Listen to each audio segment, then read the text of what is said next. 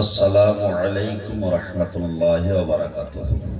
वालेकुम सलाम वरहमतुल्लाहि तआला वबरकातुहू।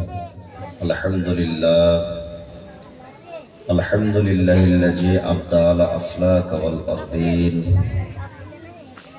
वस्सलातु वस्सलामु अला मन काना नबिय्यन व आदमु बैनल माइ वत्तीन अम्मा बअद। फ़अऊज़ु बिल्लाहि मिनश शैतानिर रजीम बिबरकति बिस्मिल्लाहिर रहमानिर रहीम। इन्नका लअला खुलुकिन अज़ीम वक़ाल अल्लाहु तबारक व तआला फ़िल क़ुरआनिल मजीद फ़ी मकानिस सानी या अय्युहल्लज़ीना आमनू अतीउल्लाह व अतीउर रसूल। सदक़ल्लाहुल अज़ीम व सदक़ रसूलुहुन नबियुल अमीनुल मतीनुल मबीनुल मुईनुल करीम व नहनु अला ज़ालिका लमिनश शाहिदीन वश्शाकिरीन वल्हम्दुलिल्लाहि रब्बिल आलमीन। क़ाल अल्लाहु तबारक व तआला फ़ी शानि हबीबिहिल करीम इन्नल्लाहा व मलाइकतहु युसल्लूना अलन नबी या अय्युहल्लज़ीना आमनू सल्लु अलैहि व सल्लिमू तस्लीमा। अल्लाहुम्मा सल्लि अला सय्यदिना मौलाना मुहम्मद व अला आले सय्यदिना वअला आले सय्यदिना मुहम्मद सल्लल्लाहु ताला अलैहि वसल्लम।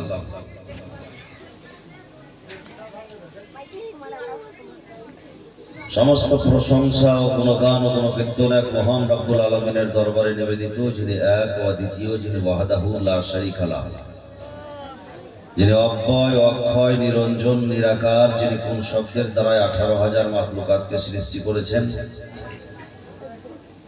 এবং আশরাফুল মখলুকাত করে মানব জাতিকে দুনিয়াতে পাঠিয়েছেন। যাবতীয় পবিত্রতা প্রশংসা সে খালিক ও মালিকের দরবারে সুনির্দিষ্ট যে মহান রব্বুল আলামিন মানব জাতির কল্যাণার্থে 114 খানা সূরা সমৃদ্ধ কোরআনে পাক নাজিল করেছেন, সেই প্রতিপালকের দরবারে আল্লাহর দরবারে শুকরিয়া আদায় করি। সকলে পড়ুন আলহামদুলিল্লাহি রাব্বিল আলামিন। আলহামদুলিল্লাহ। তারপরে পরে ধর্মের গুরু আকায়ে নামদার মাদানিয়ে তাজদার হুজুর পুরনূর শাফিউন নসুর সাল্লাল্লাহু তাআলা আলাইহি ওয়াসাল্লামের প্রতি লক্ষ কোটি দুরুদের ধারা গর্পিত হোক, বর্ষিত হোক। সকলে বলুন আল্লাহুম্মা আমিন। আল্লাহুম্মা আমিন। ব্রাদার ইসলাম, আজকে এই অমৃতি গ্রামের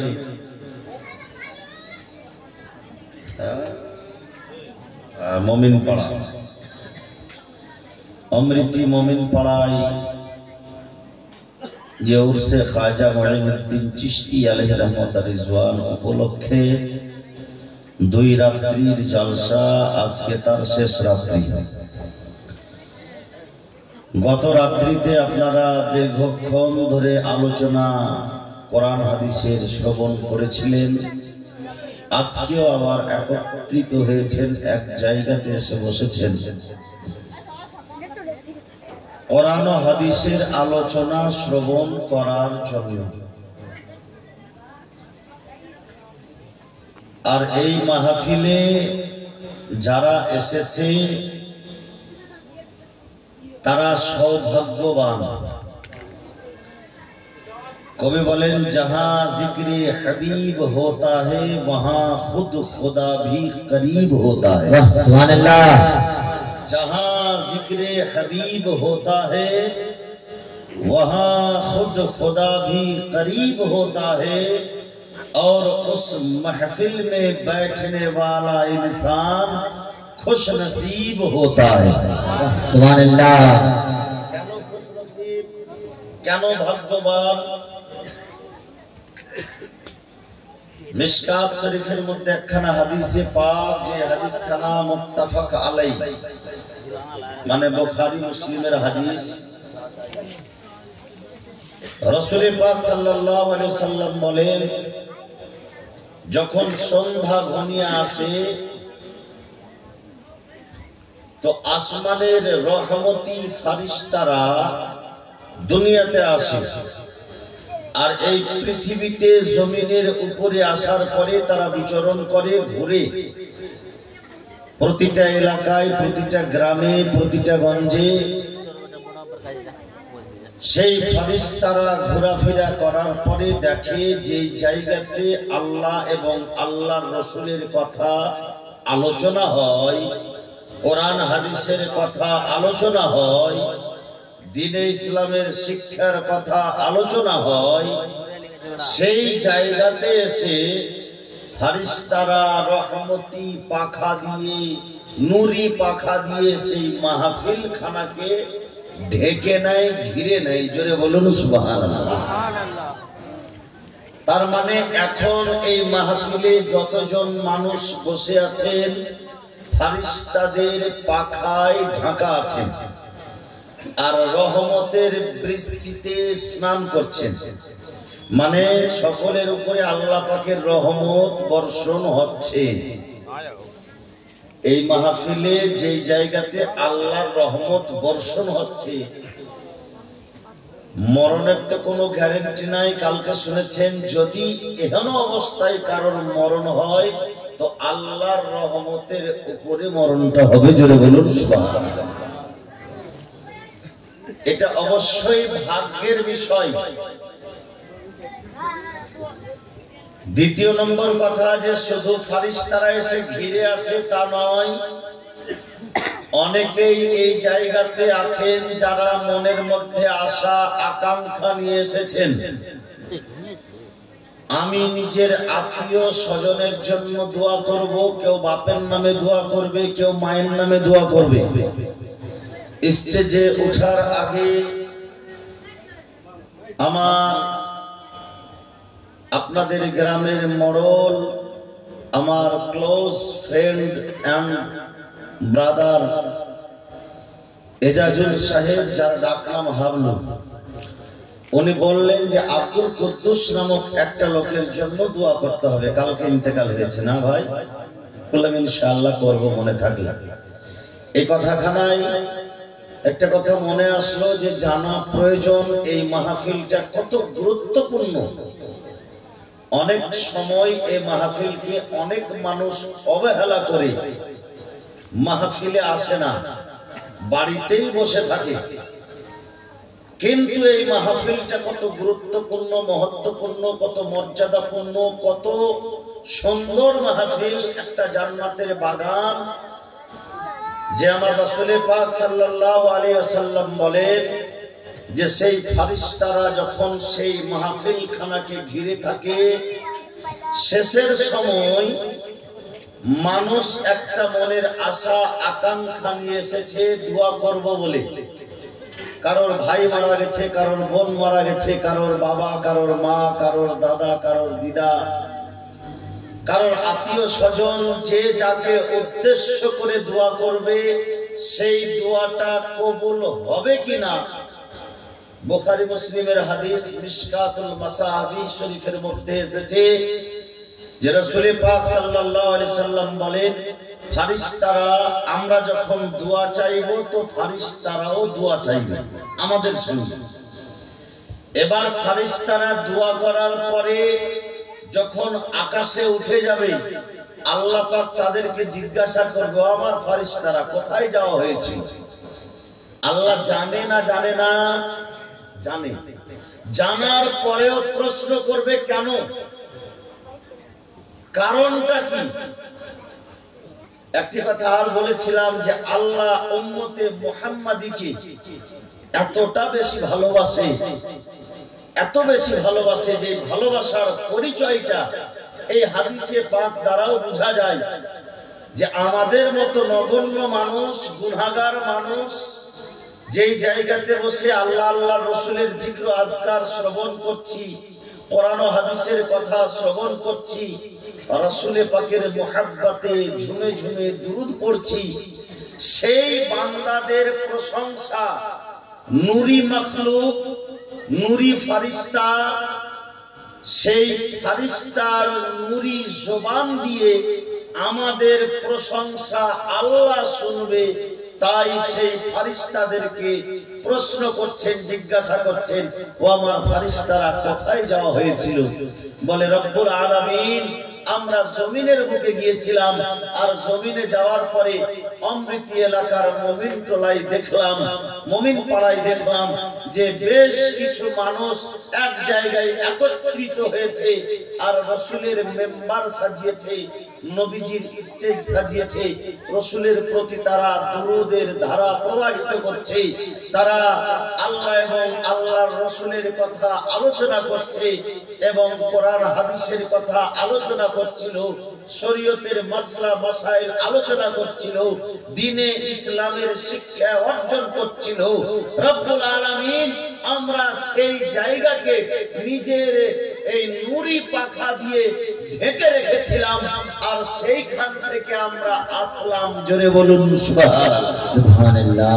বেশক শুধু এই কথাই শেষ হয়ে যাবে না, রব্বুল আলামিন জিজ্ঞাসা করবেন, ও আমার ফারিস্তারা তুমি আমার বান্দাকে কি অবস্থায় পেয়েছো?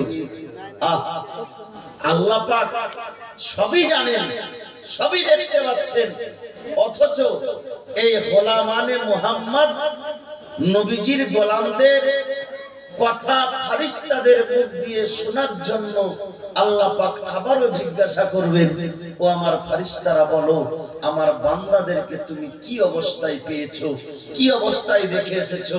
বলে রব্বুল আলামিন তোমার বান্দারা এক জায়গায় একত্রিত হয়ে বসেছিল, আর তোমার কথা মনে করে তারা ভয় করছিল। জোরে বলুন সুবহানাল্লাহ। আল্লাহ পাক জিজ্ঞাসা করবেন, ফারিস্তা বলো বলো তারা কি আমাকে দেখেছে? বলে না, তারা আপনাকে দেখেনি। বলে যদি আমাকে দেখতো তবে অবস্থা কি হতো? বলে আল্লাহ তবে তারা আরো বেশি বেশি করে ভয় করত। বলে ইয়া রাব্বুল আলামিন শুধু তাই নয়, তারা জাহান্নাম দেখে ভয় করছিল। বলে আর কি করছিল? বলে জান্নাতের আশা করছিল। জোরে বলুন সুবহানাল্লাহ। বেশক সুবহানাল্লাহ। জাহান্নামকে ভয় করছিল আর জান্নাতের আশা করছিল। রব্বুল আলামিন বলবেন, ও আমার ফারিস্তা বলো তারা কি আমার জাহান্নামকে দেখেছে? এত ভয়ঙ্কর, এত প্রশস্ত, এত বিষাক্ত করে যে আমি যেই জাহান্নামকে তৈরি করে রেখেছি সেই জাহান্নামকে কি তারা দেখেছে? বলে ইয়া আল্লাহ তারা জাহান্নামকে দেখেনি। বলে আমি যে এত সুন্দর করে মনোরম দৃশ্য করে জান্নাত তৈরি করেছি, মনোমুগ্ধকর করে, যে জান্নাতকে একবার দেখলে সারা পৃথিবীর ক্লান্তি দূর হয়ে যাবে, যেই জান্নাতকে একবার দর্শন করলে সারা জীবনে পৃথিবীতে যা কষ্ট পেয়েছে সেই কষ্ট তার শেষ হয়ে যাবে, তারা কি আমার এত সুন্দর জান্নাতকে দেখেছে? বলে রব্বুল আলামিন তারা জান্নাতকেও দেখেনি। বলে আমার ফারিস্তা বলো তারা যদি আমার জান্নাতকে দেখে নিত আর আমার জাহান্নামকে দেখে নিত তাদের অবস্থাটা কি দাঁড়াতো? আমার ফারিস্তা আল্লাহু আকবার, সেই রহমতি ফারিস্তারা উত্তরে দিচ্ছে, ইয়া আল্লাহ তারা জাহান্নামকে যদি দেখে নিত জাহান্নামের কাছ থেকে আরো পানাহা চাইতো, ভয় করত, আর যদি জান্নাত দেখে নিত তো জান্নাতের আরো আকাঙ্ক্ষা করত, আশাবাদী হতো। আল্লাহ তাবারক ওয়া তাআলা ফেরেশতাদেরকে বলছেন আরো কি চাইছিল তারা বলো? বলে রব্বুল আলামিন সেই মাহফিলের মধ্যে এমনও লোক ছিল যার বাবা দুনিয়াতে আর বেঁচে নাই, সেই মাহফিলের মধ্যে এমনও লোক ছিল যার মা দুনিয়াতে বেঁচে নাই, সেই মাহফিলের মধ্যে এমনও লোক ছিল যার ছেলে দুনিয়াতে বেঁচে নাই, সেই মাহফিলের মধ্যে এমনও লোক ছিল যার ভাই দুনিয়াতে বেঁচে নাই, সেই মাহফিলের মধ্যে এমনও লোক ছিল যার বোন দুনিয়াতে বেঁচে নাই। সে নিজের আত্মীয়র জন্য, সে নিজের ভাইয়ের জন্য, সে নিজের বোনের জন্য, সে নিজের বাবার জন্য, সে নিজের মায়ের জন্য এবং নিজের মাগফিরাতের জন্য তোমার কাছে প্রার্থনা করছিল। আল্লাহ তাবারক ওয়া তাআলাকে যখন এই কথা ফেরেশতারা বলবেন, আল্লাহ পাক ফেরেশতাদেরকে বলবেন, ও আমার ফেরেশতারা, তোমরা আজকে সাক্ষী হয়ে যাও, যেই বান্দা আমাকে দেখেনি, আমার কাছে প্রার্থনা চেয়েছে, যেই বান্দা আমাকে এখন পর্যন্ত দেখেনি, আমার কাছে সাহায্য চেয়েছে, যেই বান্দা আমাকে এখন পর্যন্ত দেখেনি, সেই বান্দা আমার জাহান্নাম থেকে পানা চাইছে, যেই বান্দা আমার জাহান্নামকে এখন পর্যন্ত দেখেনি, তারা আমার জাহান্নাম থেকে বাঁচতে চাইছে, নিজের বাবাকে বাঁচাতে চাইছে, নিজের মাকে বাঁচাতে চাইছে, তারা যখন মুহাব্বত নিয়ে আমার কাছে যখন চাইবে, আমার ফেরেশতা তোমরা আজকে সাক্ষী হয়ে যাও, কাল কিয়ামতের ময়দানে যারা বাপের জন্য, যে মায়ের জন্য, যে নিজের আত্মীয়র জন্য, যে নিজের মাগফিরাতের জন্য ওই মাহফিলে বসে দোয়া চেয়েছিল তোমাদের সঙ্গে, তোমরা তার সঙ্গে দোয়া করেছো, আমি তাদের দোয়াখানাকে কবুল করে তাদেরকে জাহান্নাম থেকে বাঁচিয়ে নেব। জোরে বলুন সুবহানাল্লাহ। বেশক রহমতে খোদা বাহানা মিজয়াত। আল্লাহর রহমত শুধু বাহানা সন্ধান করে। কি সন্ধান করে? বাহানা সন্ধান করে। একটু বাহানা পেলেই আল্লাহর রহমত ঝরঝর করে বর্ষিত হতে থাকে। বিরাদরান ইসলাম, নাতে পাকের মাত্র একটি বা দুটি ছন্দ পেশ করছি, মুহাব্বতে বলুন সুবহানাল্লাহ। সুবহানাল্লাহ। তারপরে ইনশাআল্লাহ অভ্যাস অনুযায়ী বক্তব্য আরম্ভ হবে। কবি বলতেছেন, চেহারা নূরেতে ভরা, আদর্শ কোরআনের পারা। মুহাব্বতে বলুন একটু সুবহানাল্লাহ। সুবহানাল্লাহ। আমি যে আয়াতে কারিমা তেলাওয়াত করেছি, সেই আয়াতে কারিমার তরজমা আমার রাসূল পাকের শানে যে আয়াতে কারিমা আমি তেলাওয়াত করেছি, এই নাত শরীফ বা এই ছন্দগুলি সেই আয়াতে কারিমের তরজমা বললেই চলে। কবি বলতেছেন, চেহারা নূরেতে ভরা, আদর্শ কোরআনের পারা, চেহারা নূরেতে ভরা, আদর্শ কোরআনের পারা, জান্নাতের চাবি যার হাতে, জান্নাতের চাবি যার হাতে, তিনি উম্মতের সাহারা। চেহারা সুবহানাল্লাহ। বেশক নূরেতে ভরা। আওয়াজটা চাপা ভাব কেন ভাই? একটু আওয়াজটা ফ্রি করো, ফ্রি যেটাকে বলা হয় ফ্রি, হালকা হালকা রাখো আওয়াজটা, যেন চাপা ভাব না হয়। চেহারা নূরেতে ভরা, আদর্শ কোরআনের পারা, চেহারা নূরেতে ভরা, আদর্শ কোরআনের পারা, খুশবু ঘামের ফোটাতে, থো থো ব্যথা মিটাতে। একটু মুহাব্বতে বলুন সুবহানাল্লাহ। সুবহানাল্লাহ। রাসূল পাক ভাঙা হাতে থুথু লাগিয়ে দিয়েছেন, তো হাত ভালো হয়ে গেছে। চোখ বেরিয়ে আসা উহুদের ময়দানে একজন সাহাবী রাসূলের চোখ তীর লেগে বেরিয়ে আসা চোখে একটু থুথু লাগিয়ে দিলে চোখটা ভালো হয়ে গেছে, কিঞ্চিত পরিমাণ আর ব্যথা ছিল না। সাহাবায়ে কেরাম বলতেন যে আমার রাসূল পাক যে রাস্তা দিয়ে যেতেন, সেই রাস্তা দিয়ে খুশবু বেরিয়ে আসতো, আমরা খুশবুতে বুঝতে পারতাম যে আমার রাসূল পাক কোন দিকে গিয়েছে। জোরে বলুন সুবহানাল্লাহ।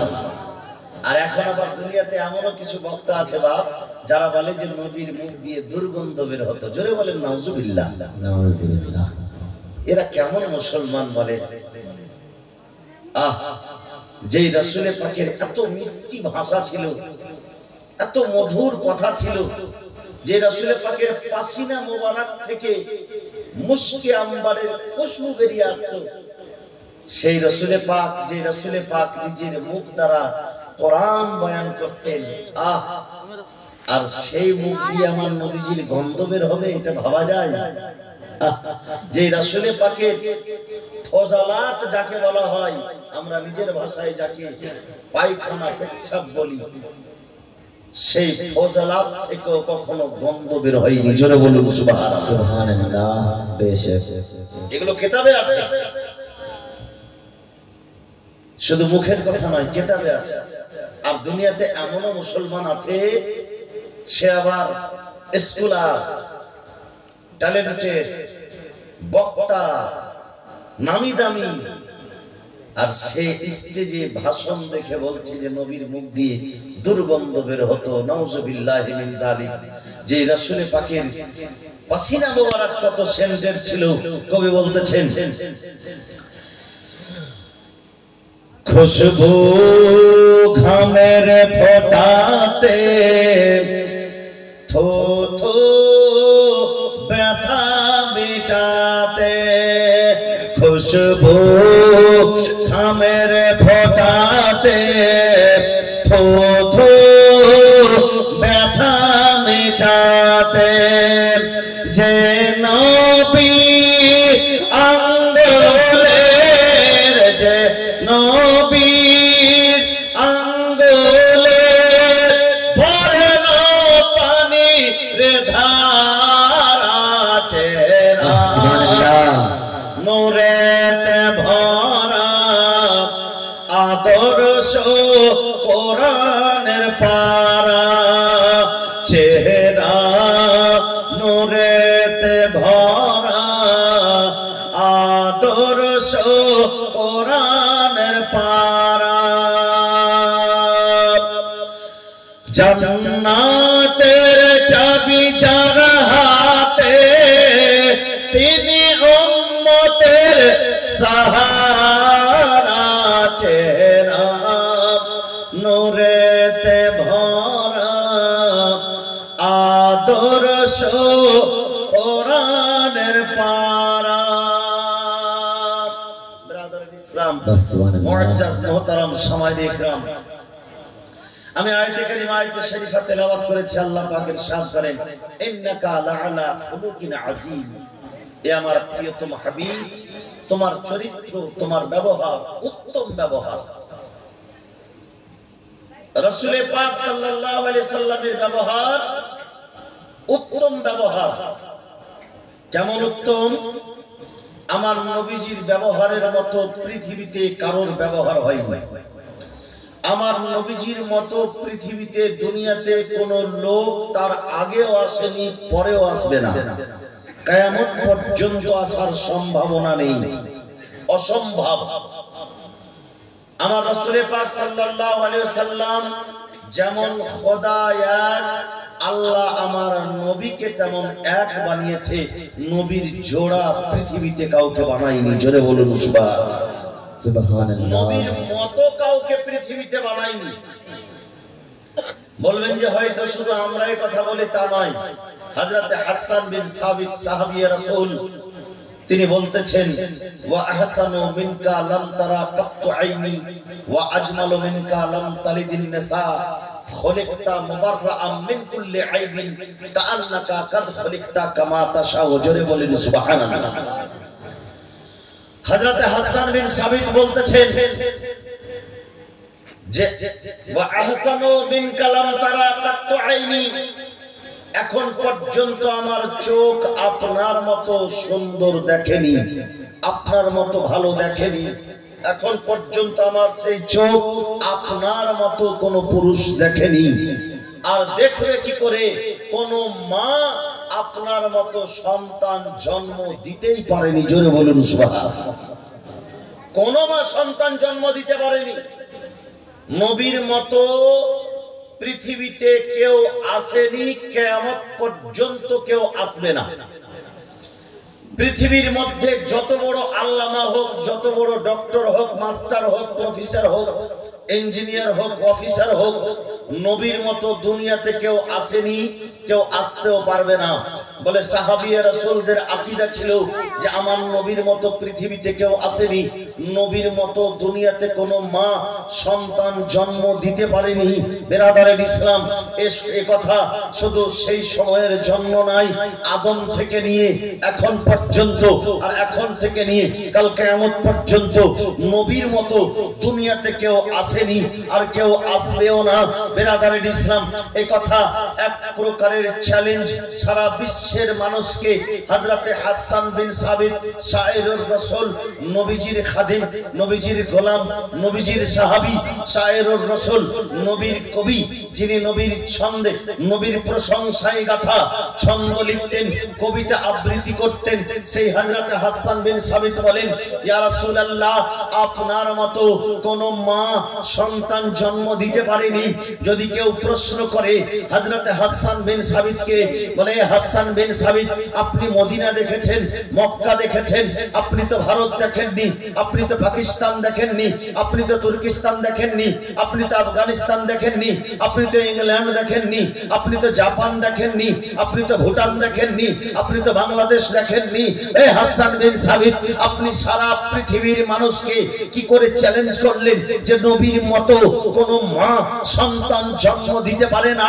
হযরতে হাসান বিন সাবিতকে যদি জিজ্ঞাসা করা হয়, এই বেরাদারের ইসলাম মুআজ্জাজ মুহতারাম, তো হাসান বিন সাবিত বলবেন, আল্লাহ আল্লাহ, বলে আমি যদিও দেখিনি, যে দেখেছে সেও এ কথা বলেছে, যে দেখবে সেও এ কথা বলবে যে নবীর মতো দুনিয়াতে কেউ আসেনি আর কাল কিয়ামত পর্যন্ত আসবে না। বলে সেই দিনকে স্মরণ করো যেই দিন মেরাজের রাত্রিতে সিদরাতুল মুনতাহায় আমার রাসূলের পাক হযরতে জিবরাইলকে জিজ্ঞাসা করেছিলেন, বলে জিবরাইল বলো, তুমি আদম থেকে নিয়ে ঈসা পর্যন্ত সমস্ত নবীগণকে দেখেছো, আদম থেকে নিয়ে ঈসা পর্যন্ত সমস্ত নবীর সম্প্রদায়কে দেখেছো?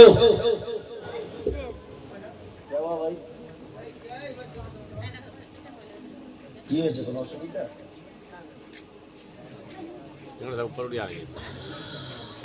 বেরাদারের ইসলাম, খুব লক্ষ্য করে শুনবেন মা আমার, বোনেরা আমার, ঈমান ও আকীদা, আমরা যে মুসলমান, নবীর প্রেমিক, আমরা কি আমরা নবীকে ভালোবাসি না গো? কতটা ভালোবাসি, কতটা ভালোবাসি আমরা নবীকে জানা আছে? যদি জানা না থাকে তো ঈমানটা পূর্ণ কি করে হবে?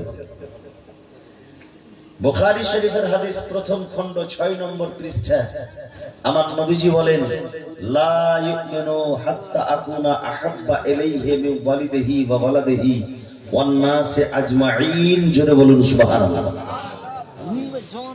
বলে তুমি পূর্ণ মুমিন, তুমি পূর্ণ মুসলমান হবে না যতক্ষণ পর্যন্ত আমাকে নিজের পিতামাতা, নিজের আত্মীয় স্বজন, নিজের ভাই ব্রাদার, নিজের পুত্র স্বজন, এমনকি সমস্ত মানব জাতি থেকে নিজের জীবন চাইতেও বেশি, যতক্ষণ পর্যন্ত আমাকে বেশি না ভালোবেসেছো তুমি পূর্ণ মুমিন হবে না। যারা পূর্ণ মুমিন তারা নিজের জীবন চাইতেও বেশি নবীকে ভালোবাসি। জোরে বলুন সুবহানাল্লাহ। পূর্ণ মুমিন না অর্ধেক মুমিন গো? মুমিন পাড়ার মানুষ পূর্ণ মুমিন না অর্ধেক? পূর্ণ মুমিন। যদি পূর্ণ মুমিন হয় তো নবীকে নিজের প্রাণ চাইতে বেশি ভালোবাসি। সেই রাসূলের জন্য নিজের জীবন ত্যাগ করতে দ্বিধা হবে না। উহুদের যুদ্ধে, খন্দকের যুদ্ধে, বদরের যুদ্ধে বেরাদারের ইসলাম যতজন সাহাবী যারা শহীদ হয়েছেন সব সাহাবী নবীর মুহাব্বতে শহীদ হয়েছেন। কারবালার প্রান্তরে হযরতে হুসাইন বেরাদারের ইসলাম আলী আসগরকে শহীদ করিয়েছেন, আলী আকবরকে শহীদ করিয়েছেন, কাসিম শহীদ হয়েছে, আব্দুল্লাহ শহীদ হয়েছে। সুবহানাল্লাহ। একটার পর একটা আহলে বাইত আতাহারগণ শহীদ হয়ে সেই দিন বুঝিয়ে দিয়েছেন যে নবীর মুহাব্বতে আমরা নিজের গর্দন পর্যন্ত কাটাতে পারি, কিন্তু নবীর দ্বীনকে, নবীর ধর্মকে, ইসলাম ধর্মকে আমরা নিচু করতে পারি না। বেরাদারের ইসলাম, তার জন্য তো সুবহানাল্লাহ कवि बोलतेছেন गुलामाने मुस्तफा जान देने से नहीं डरते ये सर रह जाए या कट जाए कुछ परवाह नहीं करते जरे बोलो सुभानअल्लाह। आरो कवि बोलेছেন हुस्ने यूसुफ पे कटी मिस्र में अंगुष्ठे ज़िना हुस्ने यूसुफ पे कटी मिस्र में अंगुष्ठे ज़िना सर कटाते हैं तेरे नाम पे मर्दाने अरब जोरे बोलूं सुभानअल्लाह। बिरादर इस्लाम हजरत हसन बिन साबित बोलतेছেন যে যে দেখেছে সে বলেছে আর যে দেখবে সে বলবে যে দেখেছে বলতে হযরত জিবরাইল কে আমার রাসূলে পাক সেই মেরাজের রাত্রিতে সিদরাতুল মুনতাহায় জিজ্ঞাসা করেছিলেন এ জিবরাইল বলো তুমি আদম থেকে ঈসা পর্যন্ত সমস্ত নবীকে দেখেছো আদম নবীকে দেখেছো তার সম্প্রদায়কে দেখেছো নূহ আলাইহিস সালামকে দেখেছো তার সম্প্রদায়কে দেখেছো হযরত ইব্রাহিম খলিলুল্লাহকে দেখেছো তার কুরবানিকে দেখেছো হযরত ইসমাঈল জাবিহুল্লাহকে দেখেছো তার কুরবানিকে দেখেছো তার ইস্তিতাআতকে দেখেছো তার সবরকে দেখেছো হযরত মুসা কালিমুল্লাহকে দেখেছো তার জালালকে দেখেছো হযরত ঈসা রুহুল্লাহকে দেখেছো এমন কি তুমি হযরত আদম থেকে নিয়ে এখন পর্যন্ত সবাইকে দেখেছো কাল কিয়ামত পর্যন্ত সবাইকে দেখবে জিবরাইল বলো তুমি কি আমার মতো কাউকে পেয়েছো হযরত জিবরাইল ফেরেশতা নূরি ফেরেশতাদের সর্দার নূরি ফেরেশতাদের সর্দার ফেরেশতাদের টিচার ফেরেশতাদের লিডার ফেরেশতাদের শিক্ষক মুআল্লিমুল মালায়েকা হযরত জিবরাইল ফেরেশতা বলতেছেন ইয়া রাসূলুল্লাহ ইয়া হাবিবাল্লাহ কান্নাবতু মাশারিকাল আরদি ওয়া মাগারিবাহা ফালাম আরা আফজালু মিন মুহাম্মাদিন সাল্লাল্লাহু তাআলা আলাইহি ওয়া সাল্লাম বলে ইয়া রাসূলুল্লাহ ইয়া হাবিবাল্লাহ আমি পূর্ব থেকে পশ্চিম পর্যন্ত উত্তর থেকে দক্ষিণ পর্যন্ত আদম থেকে ঈসা পর্যন্ত উপর থেকে নিচ পর্যন্ত তন্ন তন্ন করে খুঁজে দেখেছি নবী গো আপনার মতো এখন পর্যন্ত আমি কাউকে দেখিনি আর কাল কিয়ামত পর্যন্ত আপনার মতো কেউ আর হবে না ফালাম আরা আফজালামি মুহাম্মাদিন সাল্লাল্লাহু আলাইহি ওয়াসাল্লাম নবীর মতো ভালো কেউ তো হতে হবে না নবীর মতো সৌন্দর্য কেউ পাবে না নবীর মতো মাধুর্য কারোর হবে না নবীর মতো সম্মান কারোর হবে না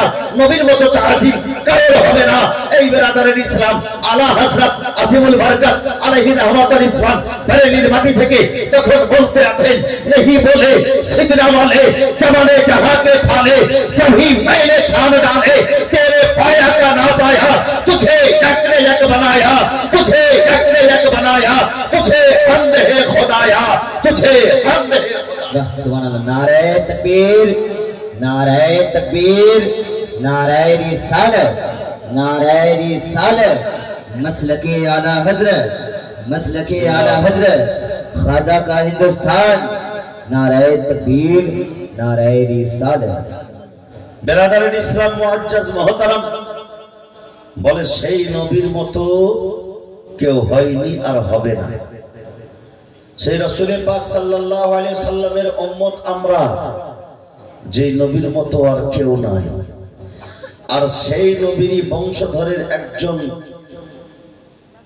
সুযোগ্য সন্তান মুঈনুদ্দিন হাসান অর্থাৎ নবীর বংশে আলে নবী আওলাদে আলী মুঈনুদ্দিন হাসান সঞ্জারি আজমিরি যার উর্সকে কেন্দ্র করে আজকে আপনারা 6 রজব পালন করছেন আলে নবীর মুহাব্বতে যারা আলে নবীর মুহাব্বতেই শুধু মারা যায় গতকালকে বলেছিলাম তাদের কবরখানাকে জান্নাতের একটা কেয়ারি বানিয়ে দেওয়া হয় আর রহমতের ফেরেশতারা সেই কবরখানার জিয়ারতের জায়গা বানিয়ে দেওয়া হয়। বিরাদরের ইসলাম মুআজ্জাজ মুহতারাম আজকে আমরা সেই মুহাব্বত নিয়ে একজন আলে নবীর মুহাব্বত নিয়ে মাহফিলে এসে বসেছি নবীর প্রশংসা শোনার জন্য আর কিছু শেখার জন্য। বিরাদরের ইসলাম সেই রাসূল পাক সাল্লাল্লাহু আলাইহি ওয়াসাল্লামের সম্পর্কে আমি আয়াতে কারিমা পাঠ করেছি ইন্নাকা লাআলা খুলুকিন আযীম এ আমার প্রিয়তম হাবিব আমি তোমার চরিত্রকে উত্তম চরিত্র করেছি।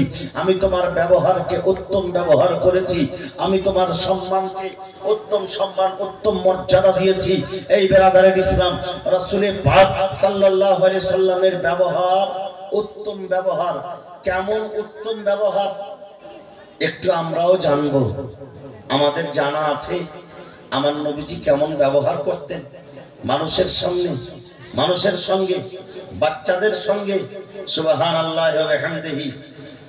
সর্বপ্রথম একটু জানি যে আমার রাসূল পাক সাল্লাল্লাহু আলাইহি সাল্লাম নিজের খাদেমের সঙ্গে কেমন ব্যবহার করেছেন। আপনাদের বাড়িতে কাজের লোক আছে? নাই। অনেকেরই বাড়িতে আবার কাজের লোক থাকে। সময়ে সময়ে আমরা বাড়ির কাজ করানোর জন্য লেবার বা লোক করে থাকি। আমাদের ব্যবহারটা কেমন হয় আর রাসূল পাক সাল্লাল্লাহু আলাইহি সাল্লামের ব্যবহার কেমন ছিল? একজন খাদিম যার নাম হচ্ছে হযরতে আনাস বিন মালিক। কি নাম বললাম?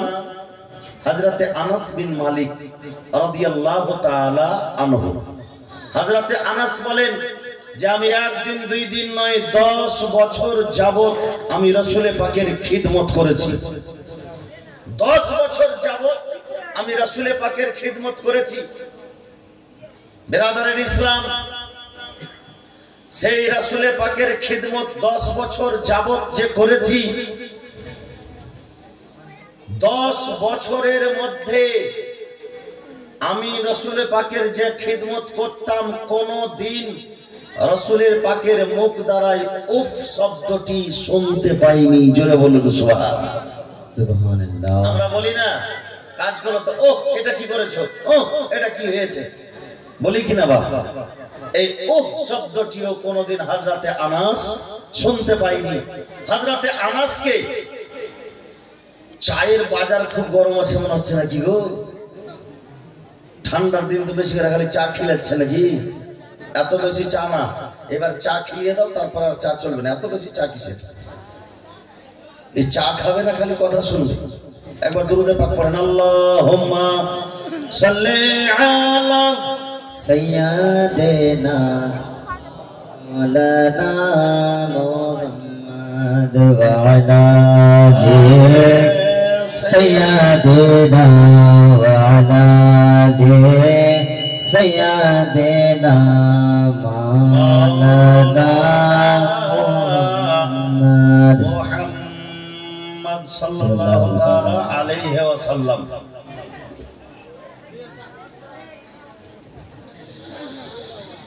তোমারি নূরে সারা জগতি আলো। মোহাব্বতে বলুন একটু সুবহানাল্লাহ। সুবহানাল্লাহ। তোমারি নূরে সারা জগতি আলো, হীরা পান্না মুক্তা চুনি হার মানিল। তোমারি রূপে তারারি গোপে দেখে নিল আকাশের গায়। ওগো যেদিকে তাকাই তোমারি জালওয়ায়, তুমি ছাড়া আর কিছু দামি নাই।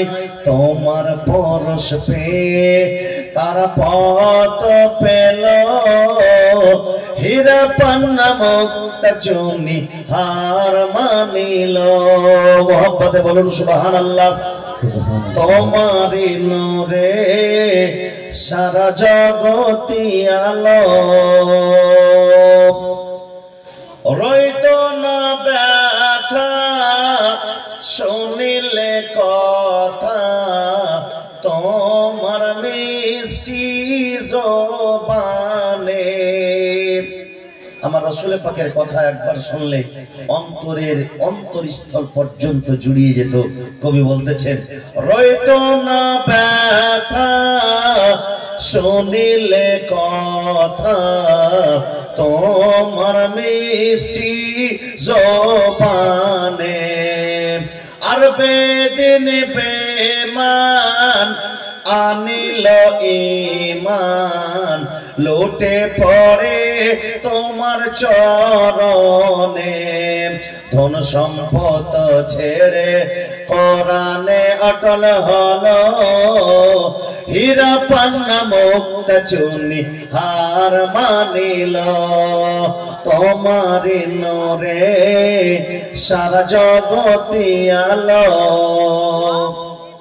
পাসিনা তোমার মুশকে আম্বর, এমন খুশবু ছড়ালো, পাসিনা তোমার মুশকে আম্বর, এমন খুশবু ছড়ালো, আর করিয়া আদব ওর ফারিশতা চুমে বদনে মেখে নিল, আজ কোন কায়দায় খোদা আজ তোমায় বানালো, হীরা পান্না মুক্ত চুনি হার মানিল, ওগো তোমারি নূরে সারা জগতি আলো। ব্রাদার ইসলাম মুআজ্জাজ মুহতারাম, বলছিলাম বাবা আমার ভাইরা আমার, যে সেই রাসূল পাক সাল্লাল্লাহু আলাইহি ওয়াসাল্লামের আনাস সাহাবী খাদেম বলে যে আমাকে রাসূল পাক নিজ দরবারে রেখে আমি খাদিম হিসাবে ছিলাম, আমি যখন বড় হলাম তো আজ রাতে আনাসের বিবাহটাও আমার রাসূল পাক দিয়েছিলেন। জোরে বলুন সুবহানাল্লাহ। একটা শুধু ঘটনা, হযরতে আনাস রাদিয়াল্লাহু তাআলা আনহুকে একবার কোন কাজে পাঠিয়েছেন আমার রাসূল পাক, এইদিকে হযরতে আনাস বাইরে বেরিয়েছেন, বাচ্চারা খেলাধুলা করছিল বাচ্চা অবস্থায়, যখন 10 বছর বয়স তখন থেকে হযরতে আনাস আমার রাসূলের খিদমত করতেন, বাচ্চা বয়সের ছোট বাচ্চা খেলা দেখতে মেতে গেছেন, এদিকে ঘন্টার পর ঘন্টা পার হয়ে যাচ্ছে, হযরতে আনাস এখনো আসেনি। আমার রাসূল পাক বলতেছেন যে আমার আনাস হয়তো ভুলে গেছে, আমার রাসূল পাক নিজেই গিয়ে দেখছেন যে আনাস কি করে, এখন পর্যন্ত কাজ থেকে ফিরে আসে না কেন। যখন গিয়ে দেখছেন, আল্লাহ আল্লাহ বেরাদারের ইসলাম, তো আনাস কি করছেন, বাচ্চাদের সঙ্গে খেলা দেখছেন। আমাদের যদি খাদিম হতো আমরা কি করতাম, এই আনাস তোমাকে আমি না কাজে বলেছি, তুমি এখন পর্যন্ত খেলা দেখছো, হ্যাঁ আমার সময় নষ্ট হয়ে গেল। কিন্তু আমার রাসূল পাক তা বলেননি, সুন্দর করে তার পাশে গিয়ে দাঁড়িয়ে আছেন, কাঁধার উপরে হাতটা রেখেছেন, পিছনে ঘুরে তাকাচ্ছেন তো রাসূল পাক। আমার রাসূল পাক একটু মুচকি হেসে দিয়ে বলছে, আনাস তোমাকে আমি কিছু বলেছিলাম। জোরে বলুন সুবহানাল্লাহ। হযরত আনাস বলছেন যে আমার রাসূল পাক সাল্লাল্লাহু আলাইহি সাল্লামের সেই কথা, মুচকি হাসির কথা আমার অন্তরে বসে গেল। বলছে, হুজুর আমি ভুলে গেছি, ভুল হয়েছে আমার দ্বারাই, এরপরে আর হবে না। তো যতদিন বেঁচে ছিলাম আমার রাসূল পাকের সেই মুচকি হাসিতে আমাকে সারাটা জীবন সোজা রাস্তায় চালিয়েছে। জোরে বলুন সুবহানাল্লাহ। আমার রাসূল পাক সাল্লাল্লাহু আলাইহি সাল্লামের আখলাক, কোরআন বলছে, আল্লাহ বলছে, ইন্নাকা লাআলা খুলুকিন আযীম, নবীর ব্যবহার উত্তম ব্যবহার। আর আমরা নবীর উম্মত, আমাদের ব্যবহার হবে নবীর নকশে কদমে, আমরা হচ্ছে নবীর খাদিম, আমাদের ব্যবহার হবে রাসূলুল্লাহর ব্যবহারের মতো সুন্নতি ব্যবহার।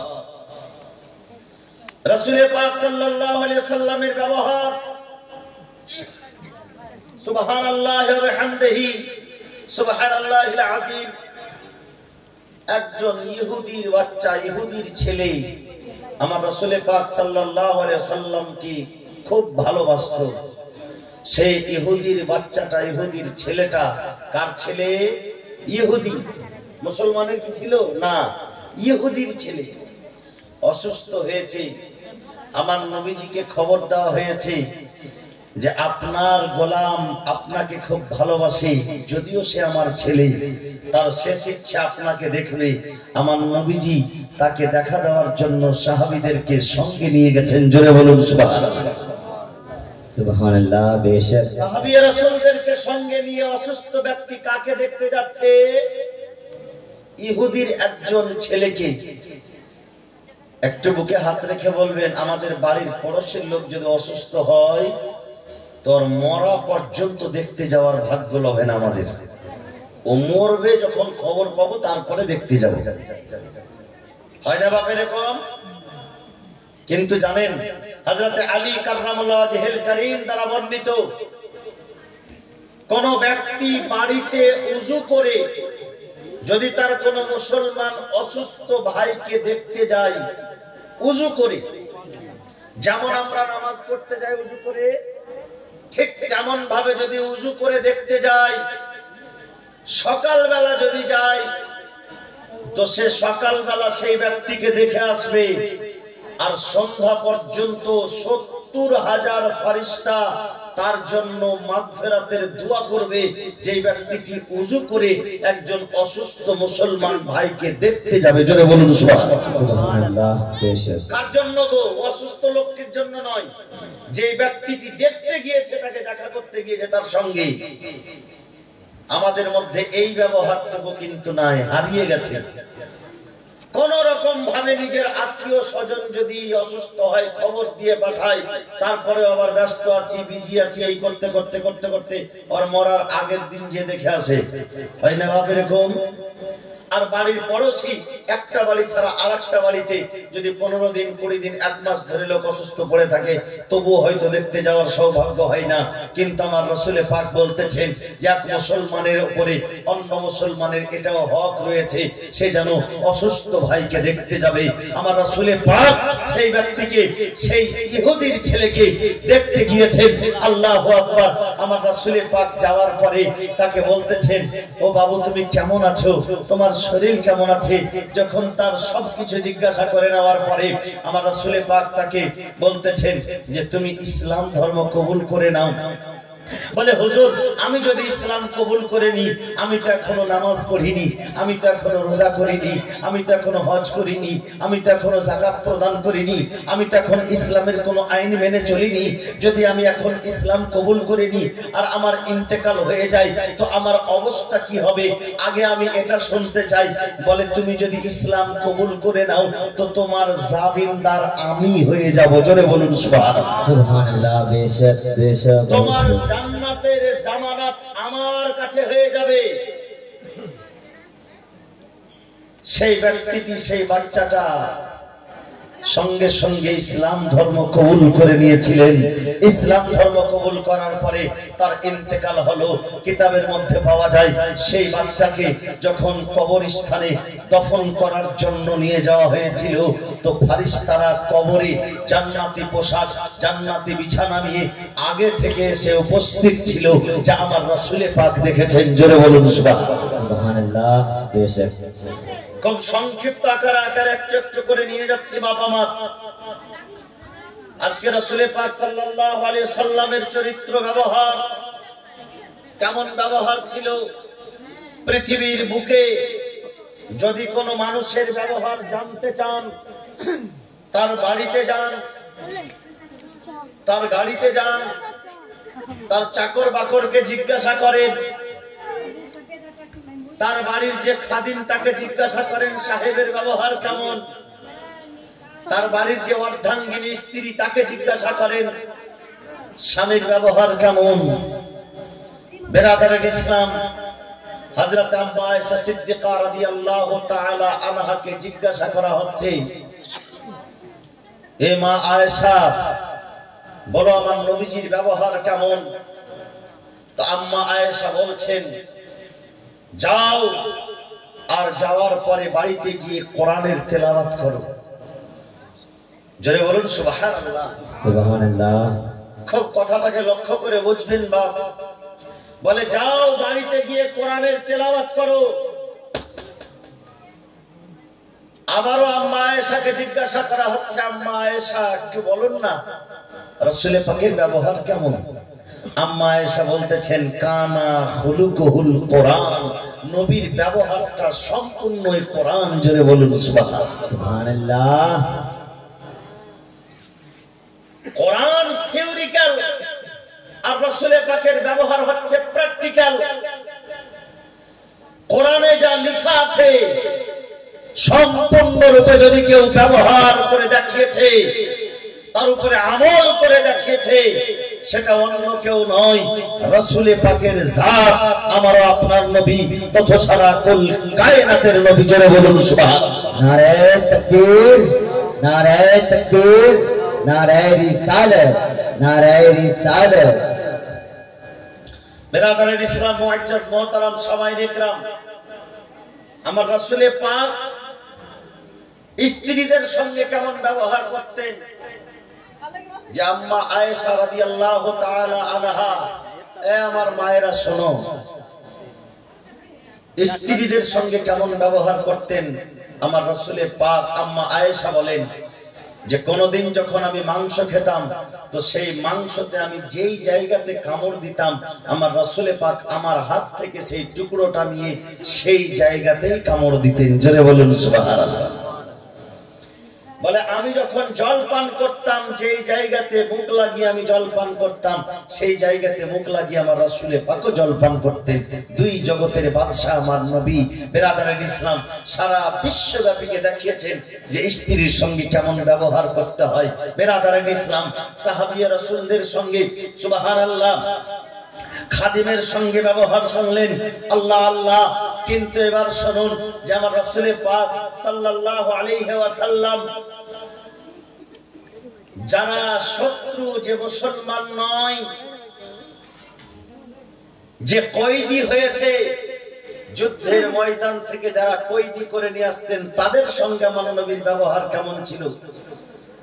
হযরতে সুমামা বিন উসাল রাদিয়াল্লাহু তাআলা আনহু যখন ইসলাম ধর্ম গ্রহণ করেননি, কাফিরদের পক্ষ থেকে যুদ্ধ করার জন্য এসেছিল, সুমামা বিন উসালকে গ্রেফতার করে যুদ্ধের ময়দান থেকে নিয়ে আসা হয়েছিল। আর মসজিদে নববীর সতুনে, মানে পিলারে, মসজিদে নববীর পিলারে তাকে রশি দিয়ে বেঁধে দেওয়া হয়েছিল। এই হযরতে সুমামা বিন উসাল এখন পর্যন্ত ইসলাম ধর্ম কবুল করেনি। আমার রাসূল পাক সাল্লাল্লাহু আলাইহি সাল্লাম প্রতিদিন আসেন, একদিন নয়, দুই দিন নয়, 3 দিন ধরে বাধা ছিল। প্রথম দিন আমার রাসূল পাক এসে জিজ্ঞাসা করছেন, সুমামা বলো তোমার সঙ্গে কি ব্যবহার করা যায়। সে সুমামা বলতেছেন যে আপনি যদি চান আমাকে মেরেও ফেলতে পারেন, আপনি যদি চান আমাকে ছেড়েও দিতে পারেন, আপনার হাতে আমার সবকিছু। বিরাদরান ইসলাম, মুআজ্জাজ মুহতারাম, সে হযরতে সুমামা বিরাদার আমার রাসূল পাক সেই সময় আর কিছু বলতেন না, একটা মুচকি হাসি দিয়ে চলে যেতেন। আবার খাদিমদেরকে দিয়ে তার জন্য মাংস পাঠাতেন, তার জন্য আবার উটের দুধ পাঠাতেন, সে যেন ভালো খাবার খায়।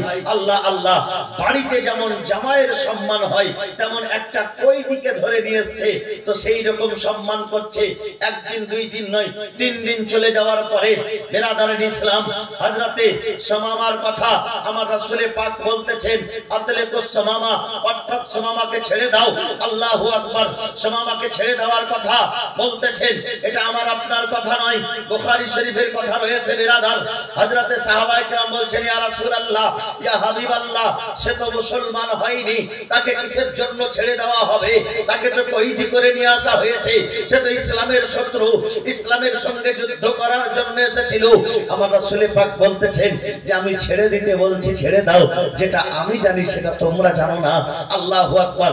হযরতে সুমামার কথা লেখা আছে কিতাবের মধ্যে, যখন ছেড়ে দেওয়া হলো, আল্লাহু আকবার, ছেড়ে দেওয়ার পরে সুমামা নিজের দেশে আর ফিরে গেল না, নিজের বাড়িতে আর ফিরে গেল না। রাসূল পাক সাল্লাল্লাহু আলাইহি সাল্লামের সেইখান থেকে একটুখানি দূরে খেজুর বাগানের পাশে একটা নহর ছিল, একটা তালাব ছিল, একটা পুকুর ছিল। সেই পুকুরে গেলেন, পুকুরে যাওয়ার পরে গোসল করলেন, গোসল করার পরে ওযু করলেন, ওযু করার পরে রাসূল পাক সাল্লাল্লাহু আলাইহি সাল্লামের দরবারে এসে দাঁড়িয়ে বলছেন, আশহাদু আল্লা ইলাহা ইল্লাল্লাহ ওয়া আশহাদু আন্না মুহাম্মাদান আবদুহু ওয়া রাসূলুহু। জোরে বলুন সুবহানাল্লাহ। বেশক রাসূল পাকের ব্যবহারে মুগ্ধ, কলমা পড়ে মুসলমান হয়ে গেলেন। আল্লাহ, কেমন ব্যবহার ছিল। আমার রাসূল পাক শত্রুদের সঙ্গে কেমন ব্যবহার করেছেন আপনারা সকলেই জানেন। তবু আমি একটু শুধু স্মরণ করিয়ে দিচ্ছি। তাইফের ময়দানে, তাইফের গ্রামে ইসলাম প্রচারের স্বার্থে যখন আমার রাসূল পাক সাল্লাল্লাহু আলাইহি সাল্লাম গিয়েছিলেন, একজন মাত্র খাদিম আমার নবীর সঙ্গে দুয়ারে দুয়ারে গিয়ে বাড়িতে ডাক দিয়ে দিয়ে বলছেন, আমার রাসূল পাক আল্লাহকে এক মেনে নাও। এই তায়েফের লোকেরা যখন দেখলো মুহাম্মদ আমাদের তায়েফে ইসলাম প্রচার করার জন্য, আল্লাহর একাত্মবাদ প্রকাশ করার জন্য, নতুন ধর্ম প্রচার করার জন্য এসেছে, ছোট ছোট বাচ্চাদেরকে আমার রাসূল পাকের পিছনে ঝুঁকিয়ে দিয়েছিল এবং সেই ছোট ছোট বাচ্চারা দূর থেকে পাথর ছুঁড়ে ছুঁড়ে মেরে আমার রাসূল পাককে ক্ষত বিক্ষত করেছিল। তায়েফের লোকেরা আমার রাসূল পাকের রক্ত ঝরিয়েছিল, রক্তে রক্তান্ত হয়েছিলেন আমার রাসূল পাক। জুতা মোবারক ভিজে গিয়েছে, মাথা দিয়ে রক্ত বেরিয়েছে, জুতা পর্যন্ত পৌঁছে গেছে। আল্লাহু আকবার। সেই তায়েফের লোকেরা, সেই তায়েফের লোকেদের আঘাত সহ্য করতে না পেরে আমার রাসূল পাক তায়েফ থেকে বেরিয়ে এসে একটা বাগান ছিল, যেই বাগানখানা উতবা সাইবার বাগান, সেই বাগানে গিয়ে, আঙ্গুরের বাগানে গিয়ে আমার রাসূল পাক সেই বাগানে গিয়ে বসেছিলেন। আল্লাহু আকবার। এবং সেই বাগানের খাদিম আমার নবীজিকে এই আঙ্গুরের একটা খোসা আগিয়ে দিয়েছিল। সেই সময় হযরতে জিবরাইল সপ্তবাক আসমান ছেড়ে, সিদরাতুল মুনতাহা ছেড়ে আমার নবীর দরবারে এসে বলছেন, ইয়া রাসূলুল্লাহ, ইয়া হাবিবাল্লাহ, তায়েফের লোকেরা আপনাকে পাথর ছুঁড়ে মেরেছে, তায়েফের লোকেরা আপনাকে আঘাত করেছে। নবী গো, যদি একবার শুধু আদেশ পাওয়া যায়, আল্লাহর আদেশ হয়ে গেছে। আল্লাহ পাক আমাকে বলে দিয়েছে যে আতিউর রাসূল ইয়া জিবরাইল, বলে জিবরাইল যাও, আমার নবী যেটা বলে তুমি সেটাই করিও, আমার নবী যেটা করতে বলবে তুমি সেটাই করিও। বলে ইয়া রাসূলুল্লাহ, ইয়া হাবিবাল্লাহ, যদি একটু আপনার আদেশ পাওয়া যায়, এই তায়েফের লোকদেরকে দুই দিক থেকে পাহাড়গুলিকে নিয়েছে এই তায়েফের উপরে আস্ত ছেড়ে দেওয়া হবে, এই তায়েফের লোককে পাহাড়ের নিচে পিষে মেরে দেওয়া হবে। নবী গো, শুধু একটু আপনার আদেশের অনুমতির অপেক্ষায় রয়েছি। আমার রাসূল পাক বলতেছেন, জিবরাইল তাদেরকে বলে দাও, তাদেরকে ছেড়ে দাও, আমার আল্লাহকে বলো, আমার আল্লাহ যেন তাদেরকে ক্ষমা করে দেয়। আর তারা অবুঝ, তারা আমাকে চিনতে পারে না। এই জিবরাইল শোনো, যদি আজকে তুমি এদেরকে শেষ করে দেবে, তবে আমার কলমাকে পড়বে, এরই পরবর্তী জেনারেশনরা আমার কলমা পড়ে ইসলামের ডান্ডাকে তারা উত্তোলন করবে, ইসলামের পতাকাকে তারা উঠিয়ে ধরবে।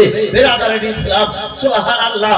আজকে সেই তায়েফের নগরীতে যদি দেখা যায় শুধু মসজিদ আর মসজিদ আর শান্তি আর শান্তি, যেই জায়গাতে আমার রাসূল পাক রক্ত ঝরানোর পরেও শত্রুর জন্য বদদুয়া করেননি, তাদের জন্য দোয়া করেছিলেন। জোরে বলুন সুবহানাল্লাহ। বেশক এরকম নবী পাওয়া যাবে? আজকে তো আমাদের ভাই বোনের সঙ্গে সম্পর্ক ঠিক থাকে না। থাকে বাপ, ভাইয়ের বাড়িতে যদি বোন চলে আসে, ভাইয়ের বাড়িতে যদি বোন চলে আসে,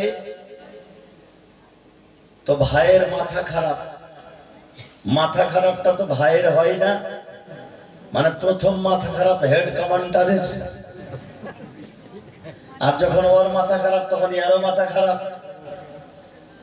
এ তো বগি ইঞ্জিলের মাথা খারাপ হয়ে গেছে, তো বগির তো হবে। আর এরা এমন ইঞ্জিলের ইঞ্জিল যে এরা নিজের ভাইয়ের বাড়িতে যাবে, কিন্তু এর ননদ যদি চলে আসে, এর মাথার তার ছিঁড়ে যায়। ভাইরা আমার, যুবকেরা আমার, বলি মা, আমার কথাই দুঃখ করিও না মা, খুব চিন্তা করে বুঝে দেখিও।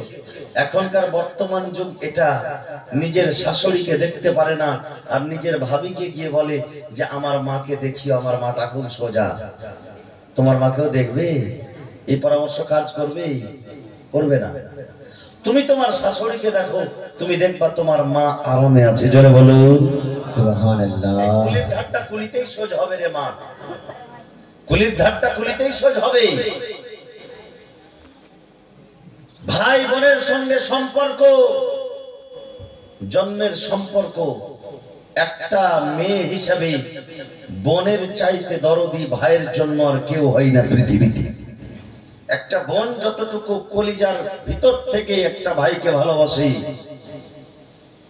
আর বোন যদি বাড়িতে চলে আসে তো সেই বোনের সঙ্গে এত ভালো ব্যবহার করতে হয় যে সেই বোনকে বিনা তোহফায় বাড়ি থেকে বিদায় করতে হয় না। আপনার বাড়িতে আল্লাহ বরকত দেবে যদি আপনার বোনকে আপনি তোহফা দিয়ে বিদায় করেন। আচ্ছা, আমার নবীজির কোন বোন ছিল? জানা আছে আপনাদের? জীবনী তো খুব শুনছেন, 7 রাত আর 5 রাত আর 11 রাত আর 15 রাত আছে, জানা নেই। আমার রাসূল পাক সাল্লাল্লাহু আলাইহি সাল্লামের নিজস্ব বোন নয়, তবে দুধ বোন ছিল হযরতে হালিমা সাদিয়ার বড় মেয়ে। আরো মেয়ে ছিল, কিন্তু বড় মেয়ের নাম হলো হযরতে শাইমা রাদিয়াল্লাহু তাআলা আনহা। জোরে বলুন সুবহানাল্লাহ। সুবহানাল্লাহ। সেই শাইমা রাদিয়াল্লাহু তাআলা আনহার শুধু একটা ছোট্ট ঘটনা আমি আপনাদেরকে বলি, যে বোন কাকে বলে, দিদি কাকে বলে। হযরতে শাইমা রাদিয়াল্লাহু তাআলা আনহা যেই কাবিলায়, যেই গোত্রে, যেই এলাকায়, যেই গ্রামে বসবাস করছিলেন, সেই গ্রামের লোকেরা নবীজির সাহাবীদের সঙ্গে যুদ্ধ করেছিল। আর যুদ্ধের ময়দানে আমার রাসূল পাকের সাহাবীগণ যুদ্ধে জিতেছিলেন। আর সেই গ্রামের কিছু লোক কয়েদি হয়ে এসেছিল। যুদ্ধ যখন শেষ হয় তো কিছু লোক যখন ধরা থাকে তাদেরকে কয়েদি করে নিয়ে চলে আসা হয়, বন্দী করে নিয়ে আসা হয়। বন্দী করে নিয়ে আসা হয়েছিল। এইদিকে সেই জায়গাতে বাড়ি বাড়ি তারা কি করছে, টাকা উঠাচ্ছে। কয়েদিদেরকে ছুটাবে কিভাবে?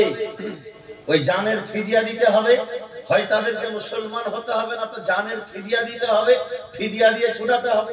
এখন বর্তমানে জেলখানায় হয় না বাপ? জেলখানায় যদি যায় টাকা পয়সা খরচ হয় কিনা? আচ্ছা, কয়েদি ধরা পড়েছে, তাকে ছুটাবার জন্য কিছু খরচ হবে তো। এই খরচ করার জন্য বাড়ি বাড়ি চাঁদা উঠাতে শুরু করেছে।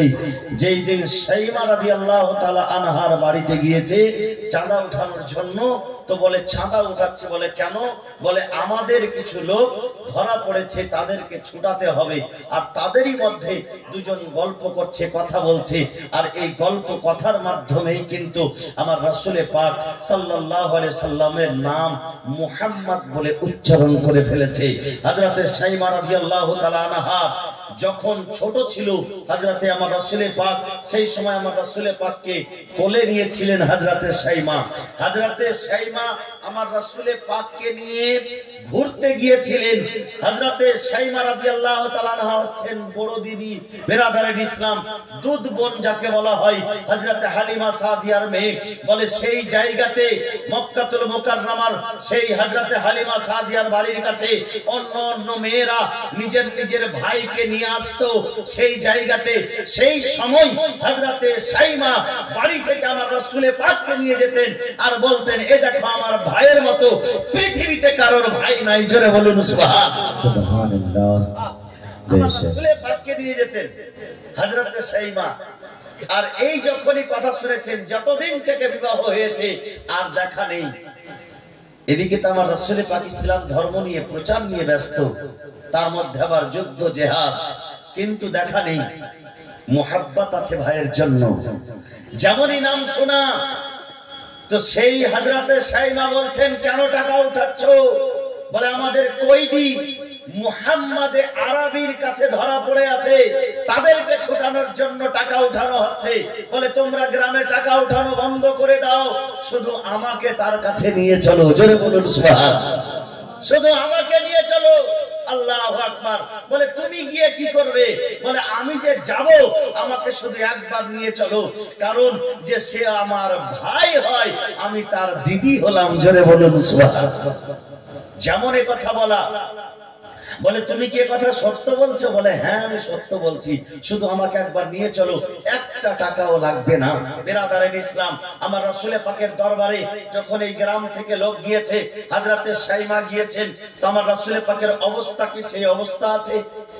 যে আগে অবস্থা ছিল আমার রাসূলের পাকের অবস্থার সেই অবস্থা নাই।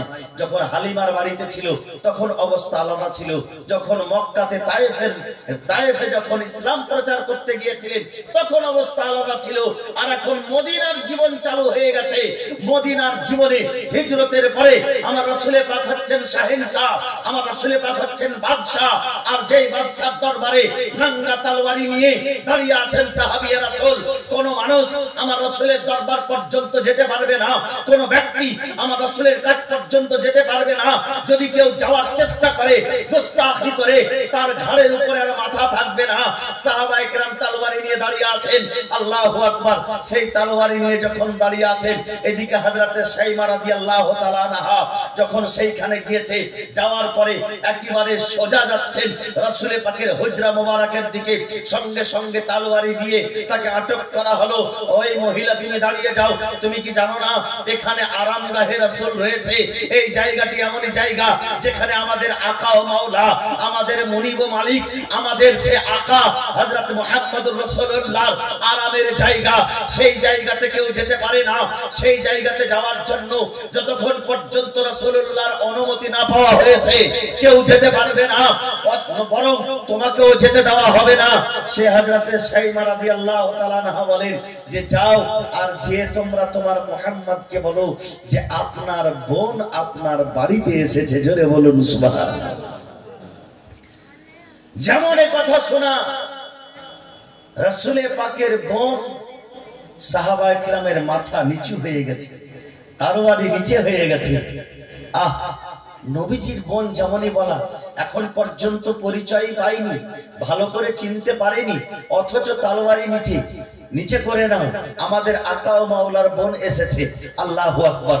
যেমন এই কথা বলা, বলে আমরা তো আর কিছু বলতে পারি না, তবে তবুও একটু প্রমাণ যদি কিছু বলা হয় তবে সবচাইতে ভালো হবে। তো হযরতে শাইমা বলছেন যে যাও, গিয়ে তাকে বলো যে শাইমা এসেছে।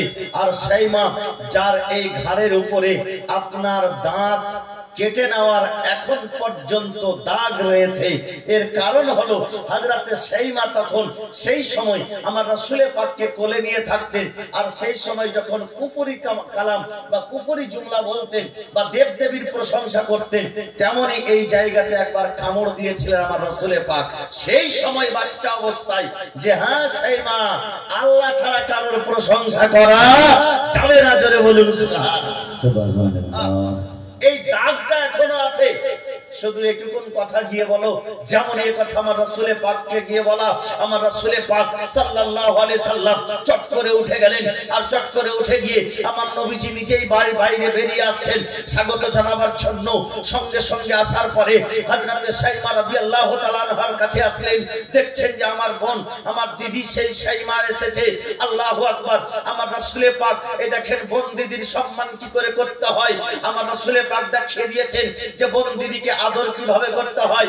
সঙ্গে সঙ্গে চাদর মোবারক, চাদর মোবারক, সেই চাদরের সালাত, যেই চাদরের উপরে আমার যেই চাদর ওড়ার কথা স্বয়ং আল্লাহ কোরআনে বলতেছেন, ইয়া আইয়ুহাল মুযাম্মিলু, এই বেরাদারের ইসলাম, সেই চাদর খানাকে নিজের দিদির জন্য, নিজের বোনের জন্য মাটিতে বিছিয়ে দিয়েছেন, বসার জন্য দিয়েছেন।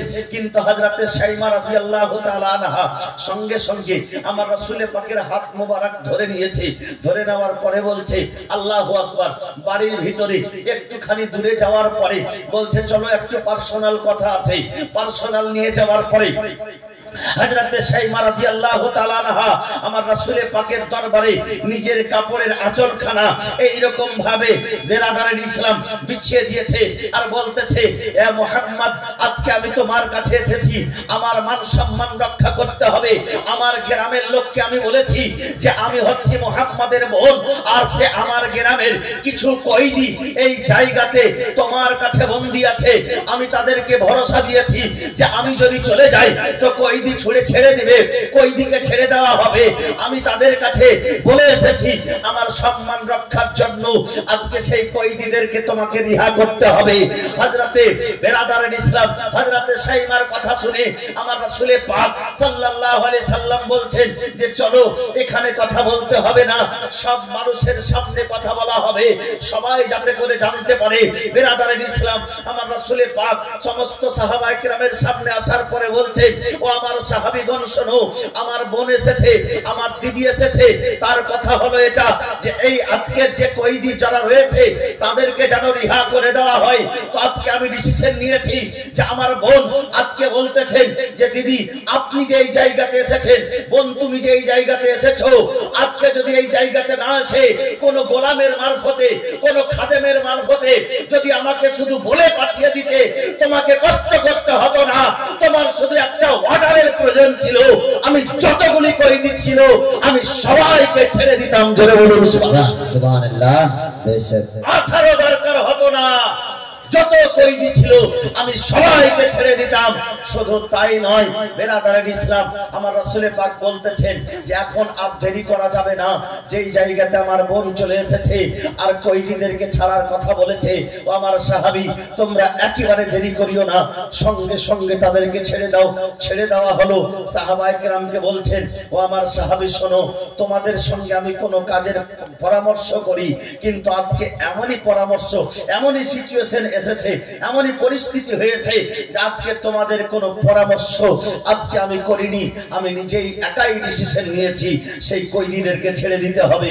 সাহাবায়ে কেরাম বলছেন ইয়া রাসূলুল্লাহ ইয়া হাবিবাল্লাহ ফিদাকা আবি ওয়া উম্মি, আপনার পদতলে আমাদের পিতামাতা কুরবান, নবী গো আপনার যদি একবার অর্ডার হয়ে যায় আমরা নিজের জীবন দেওয়ার জন্য প্রস্তুত আছি, তবে কয়েদি ছেড়ে দেওয়াটা কি ব্যাপার রয়েছে। আল্লাহু আকবার। যখন ছেড়ে দেওয়া হলো কিতাবের মধ্যে পাওয়া যাচ্ছে আমার রাসূল পাক বলতেছেন যে বোন এসেছে ভাইয়ের বাড়িতে, আর আজকে যদি তুমি চাও তো আমার বাড়িতে থাকতে পারো, আর যদি তুমি চাও তো তোমার বাড়িতে পৌঁছে দেওয়ার আমি তোমাকে ব্যবস্থা করব। হযরতে শাইমা নিজের বাড়ি যাওয়ারই কথা বললেন যে না আমি নিজের বাড়ি চলে যাব। বেরাদার ইসলাম আমার রাসূল পাক সাল্লাল্লাহু আলাইহি সাল্লাম কিছু উটনি আর কিছু উটনি যাকে বলা হয় উট আর উটনি, যেমন ছাগল আর ছাগি বেরাদারের ইসলাম, ঠিক সেই রকম উটনি আমার রাসূল পাক হযরতে শাইমাকে দিলেন, আর কিছু ছাগল দিলেন, আর তোহফা স্বরূপ আরো অনেক কিছু দিলেন। দেওয়ার পরে তাকে বাড়ি পর্যন্ত পাঠিয়ে দিলেন আর বুঝিয়ে দিলেন এ আমার উম্মত উম্মতিরা শোনো, তোমার বাড়িতে যদি তোমার বোন চলে আসে তাদেরকে বিতাড়িত করিও না, তোমার বাড়িতে যদি তোমার বোন চলে আসে তাদেরকে দেখে মুখটা ভারী করিও না, তোমার বাড়িতে যদি তোমার দিদি চলে আসে তাকে দেখে তুমি মন ভারী করিও না, তোমার বাড়িতে তোমার দিদি আসলে আর আল্লাহ পাক তোমার বাড়িতে রহমত বর্ষণ করবে, আর তোমার বোন দিদি যখন আসবে তাকে যদি তোমার সাধ্য হয় তুমি তাকে কোনো কিছুর তোহফা দিয়ে বিদায় করবে। জোরে বলুন সুবহানাল্লাহ। বেশক আজকে আমরা মুসলমান, আমাদের ব্যবহার সেই দিকে নাই, আমাদের ব্যবহার রাসূল পাকের ব্যবহারের মতো নাই। না আমরা বাপের সঙ্গে সেই ব্যবহার করি, না মায়ের সঙ্গে করি, না বোনের সঙ্গে করি, না ভাইয়ের সঙ্গে করি, না আত্মীয় স্বজনের সঙ্গে করি, না গ্রামবাসীর সঙ্গে করি। আমাদের ব্যবহারটা সব সময় ইগো প্রবলেম, সব সময় নিজের দিকেই ধ্যান। আমরা একে অপরকে সম্মানটুকু করতে জানি না, একে অপরকে আমরা ভালোবেসে চলতে জানি না।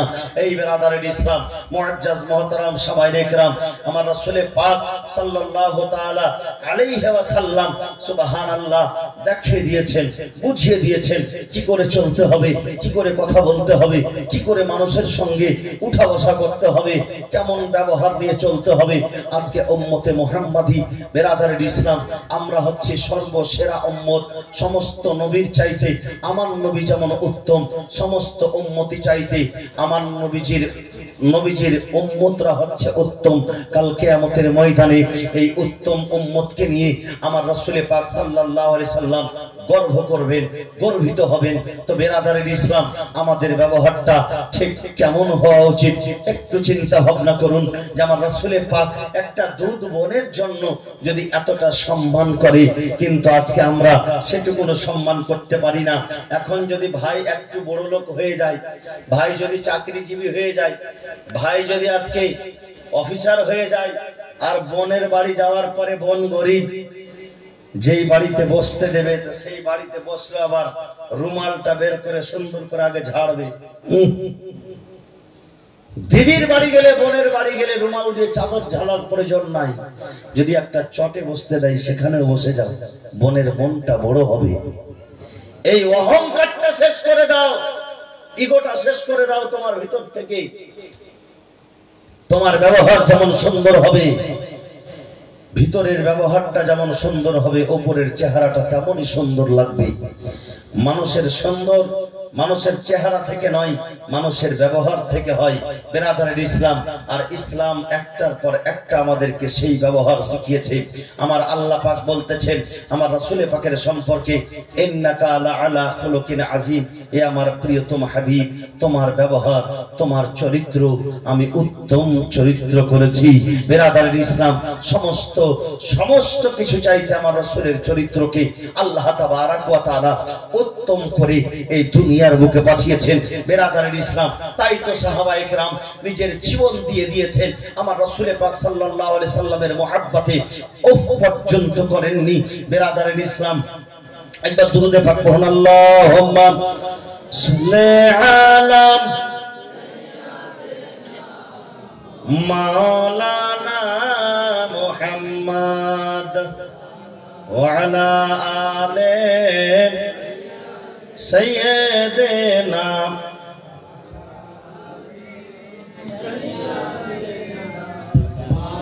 মাওলানা মুহাম্মদ সাল্লাল্লাহু তাআলা আলাইহি ওয়াসাল্লাম।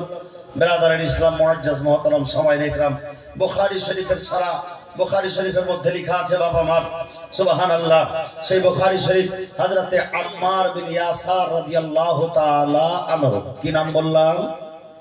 হযরতে আম্মার।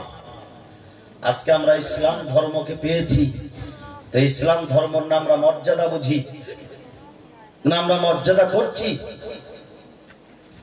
হযরতে আম্মার রাদিয়াল্লাহু তাআলা আনহু, যে আম্মারের মায়ের নাম হচ্ছে হযরতে সুমাইয়া, কি নাম বললাম? সুমাইয়া। ইসলামের মধ্যে প্রথম শহীদা। ইসলামে অনেক সাহাবিয়ারা শহীদ হয়েছেন। মহিলাদের মধ্যে যিনি ইসলামের মধ্যে মহিলাদের মধ্যে শহীদ হয়েছিলেন তার নাম হলো হযরতে সুমাইয়া, যিনি হচ্ছেন হযরতে আম্মারের আম্মা। আর হযরতে আম্মার রাদিয়াল্লাহু তাআলা আনহুর আব্বাজির নাম হচ্ছে হযরতে ইয়াসার রাদিয়াল্লাহু তাআলা আনহু। এরা প্রথম ইসলামের দিকেই তারা ইসলাম গ্রহণ করেছিলেন। আর এদের অপরাধ ছিল শুধু ইসলাম ধর্ম গ্রহণ করা। এই ইসলাম ধর্ম গ্রহণ করা এত বড় এদের অপরাধ যে আবু জেহেল এদেরকে মারতে মারতে মারতে আল্লাহ এত কষ্ট দিয়েছিল। আবু জেহেল মক্কার ভিতরে এত কষ্ট দিয়েছিল যে একজন জালিম বাদশাহ সেই রকম জুলুম করবে না। এই আবু জেহেল কষ্ট দিয়েছিল হযরতে আম্মারের মা হযরতে সুমাইয়াকে, মারতে মারতে বেহুশ করে দিয়েছে। তারপরেও যেন সে এবার কলমা পড়ছে, কলমা ছেড়ে দেয়নি। জোরে বলুন সুবহানাল্লাহ। আজকে আমরা কলমা ফিরিতে পেয়েছি, সেই কলমার মর্যাদা করতে জানি না। সেই কলমা পড়ার পরে আমরা মুসলমান হয়েছি।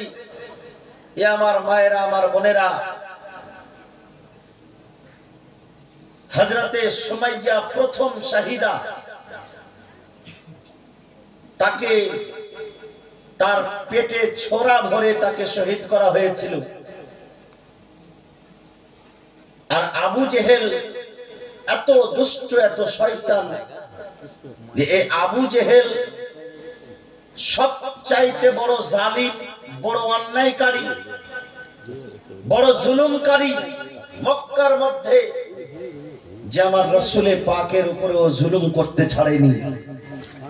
আচ্ছা, দুনিয়াতে আপনারা এখন তো সোশ্যাল মিডিয়ার যুগ, একটা কথা না বললে হয় না।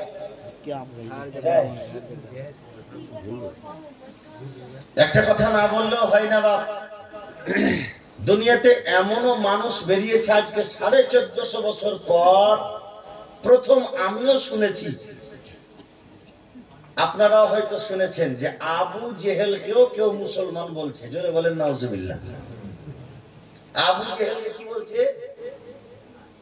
মুসলমান বলছে। শুনেছেন আপনারা? শোনেননি? নাম হলো আব্দুল্লাহ, বাপের নাম হলো আব্দুর রাজ্জাক, বাড়ি হলো বাংলাদেশ।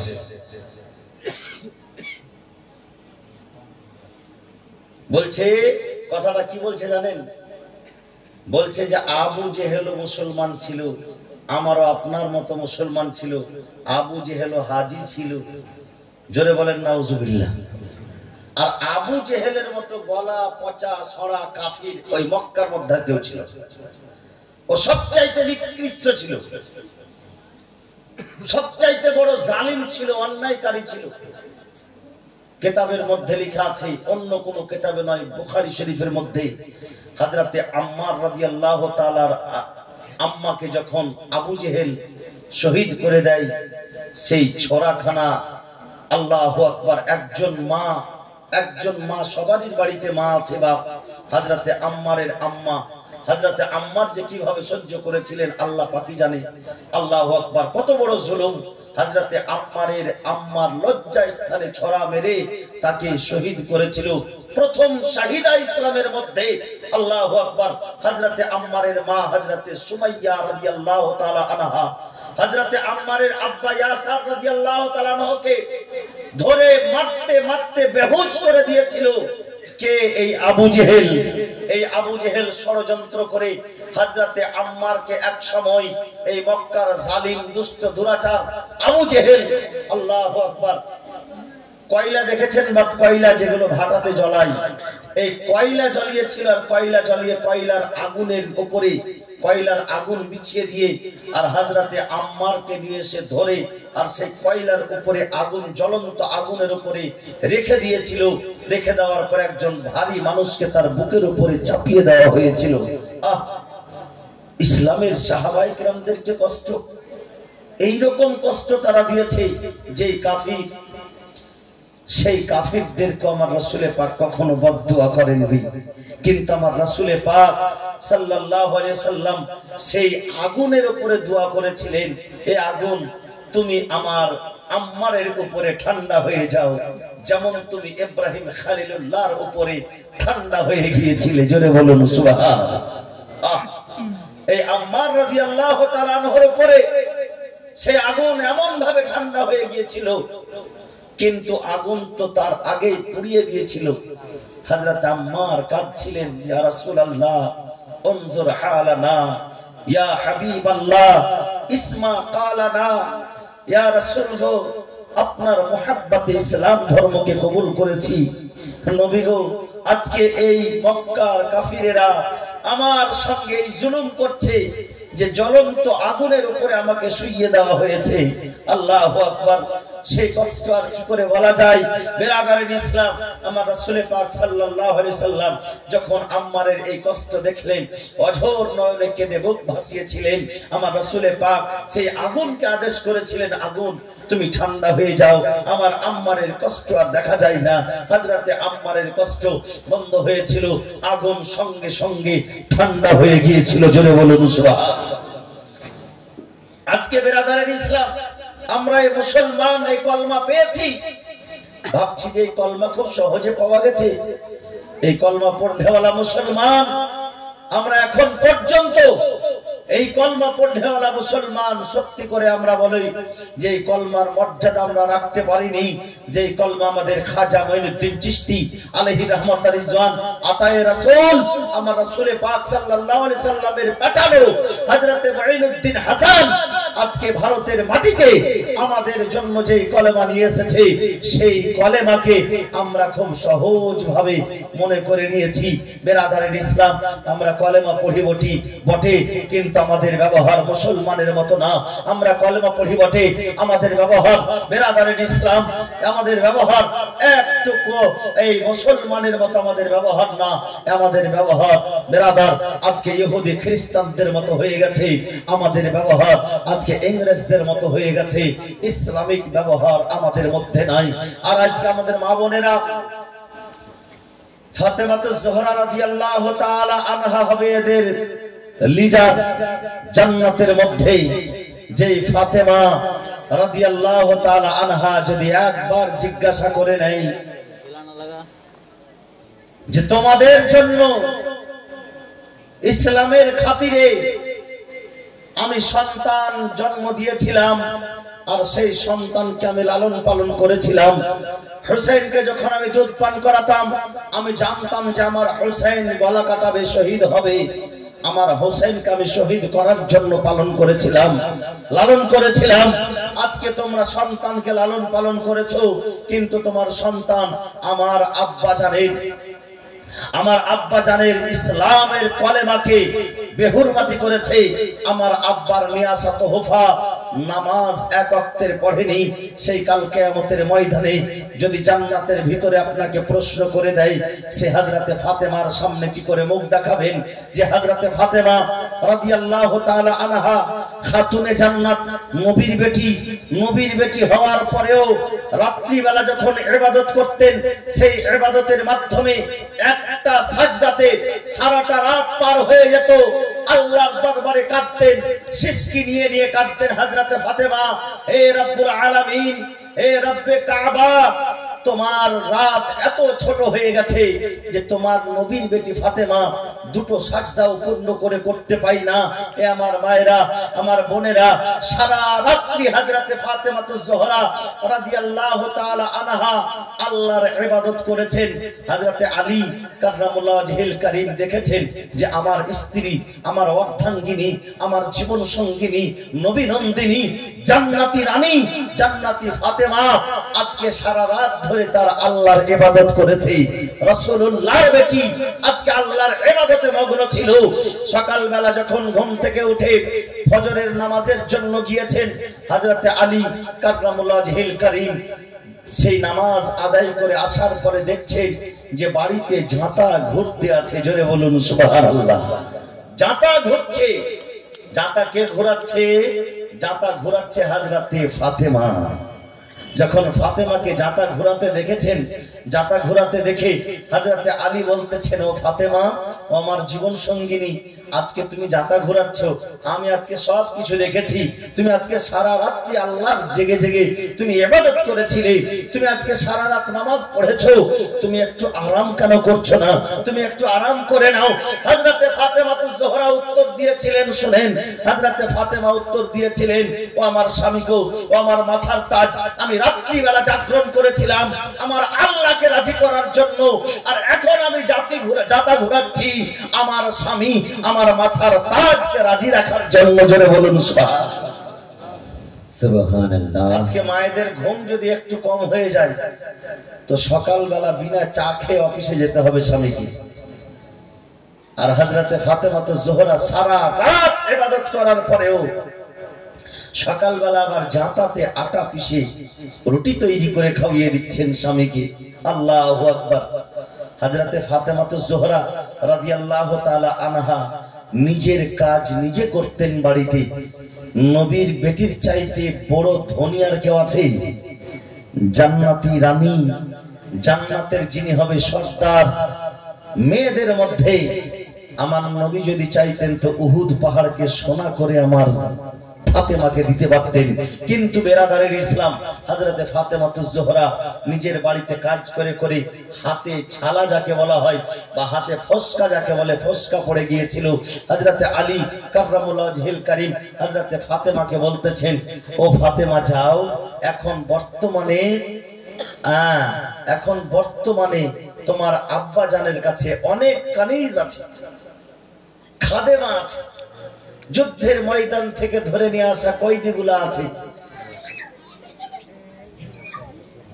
দুরূদ পাক পড়েন, আল্লাহুম্মা সাল্লি আলা সাইয়্যিদিনা মাওলানা মুহাম্মদ ওয়া আলা আলিহি سيدنا وعلى آل سيدنا مولانا محمد صلى الله عليه وسلم ফাতেমা বাতুল সে জান্নাতি ফুল আলী মাথার তাজ হাসান হোসেন কানের দুল একটু জোরে হবে না সুবহানাল্লাহ সুবহানাল্লাহ পুরুষরা একবার হাত উঠে বলেন তো ইয়া রাসূলুল্লাহ ইয়া রাসূলুল্লাহ মানে আপনারা জাগ্রত আছেন শোনাবো ফাতেমা বাতুল সে জান্নাতি ফুল আলী মাথার তাজ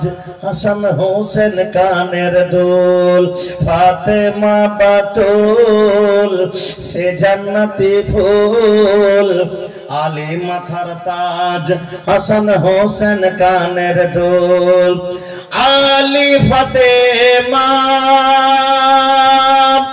দুই নদীর মোহনা দুই নদীর মিলনে হয় মাটির দানা আলী ফাতেমা দুই নদীর মোহনা দুই নদীর মিলনে হয় মাটির দানা ওগো আলী ফাতেমা দুই নদীর মোহনা দুই নদীর মিলনে হয় মাটির দানা হাসান হোসেন দুটি সেই মোহনা নদীর মতি হাসান হোসেন দুটি সেই মোহনা নদীর মতি সেই মতিতে চমকে আছে সারা মখলে কোল ফাতেমা বাতুল সে জান্নাতি ফুল আলী মাথার তাজ হাসান হোসেন কানের দুল ধুধুকর হাসরে বহু পর্দা করে আসবেন মা ফাতেমা খুদ খোদানি হুজুরে ওগো ধুধুকর হাসরে বহু পর্দা করে আসবেন মা ফাতেমা খুদ খোদানি হুজুরে বলবেন আল্লাহ তাআলা কারবালার খুনের বদলা বলবেন আল্লাহ তাআলা কারবালার খুনের বদলা বাবার উম্মত পার করে দাও পুলসে রাতের পোল সুবহানাল্লাহ ফাতেমা বাতুল সে জান্নাতি ফুল আলী মাথার তাজ হাসান হোসেন কানের দুল ফাতেমা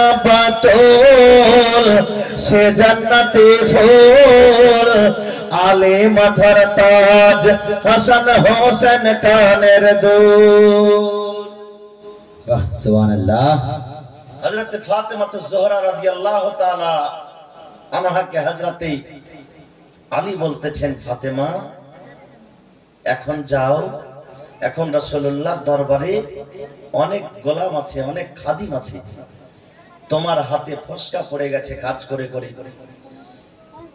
আমার রাসূলে পাককে গিয়ে তুমি দেখাও যদি তোমাকে একটা খাদেমা দিয়ে দেয় তোমার জন্য সুবিধা হবে তোমার জন্য আসান হয়ে যাবে আমার রাসূলে পাক সাল্লাল্লাহু আলাইহি সাল্লামের দরবারে হযরতে ফাতেমা ज़ोहरा বলছেন আব্বা তোমার বেটি ফাতেমার জন্য যদি একটা খাদেমা হতো মনে হচ্ছে খুব ভালো হতো আমার রাসূলে পাক বলতেছেন বাপ হয়ে বেটিকে কিভাবে শাসন করতে হয় আর কিভাবে আদর করতে হয় দেখুন আমার নবীজি বলছেন বেটি আমি তোমাকে কিছু দোয়া শিখিয়ে দেব যেই দোয়াগুলি তুমি যখন সারা দিন কাজ করবে রাত্রি বেলা যখন তুমি পড়বে তখন তোমার সারা দিনের ক্লান্তি দূর হয়ে যাবে জোরে বলুন সুবহানাল্লাহ বেশক আমার ফাতেমা ज़ोहरा রাদিয়াল্লাহু তাআলা আনহা আর দ্বিতীয়বারে কথা বললেন না যে আমাকে খাদেমা লাগবে আমার ফাতেমা বলছেন আব্বা আমাকে সেই দোয়াটুকু শিখিয়ে দেন। আল্লাহু আকবার। আমার রাসূল পাক সাল্লাল্লাহু আলাইহি সাল্লাম দোয়া শিখিয়ে দিলেন, সুবহানাল্লাহ 33 বার, আলহামদুলিল্লাহ 33 বার, আল্লাহু আকবার 34 বার। এটাকে বলা হয় ফাতেমা, তাসবিহে ফাতেমা। এর নাম কি? তাসবিহে ফাতেমা।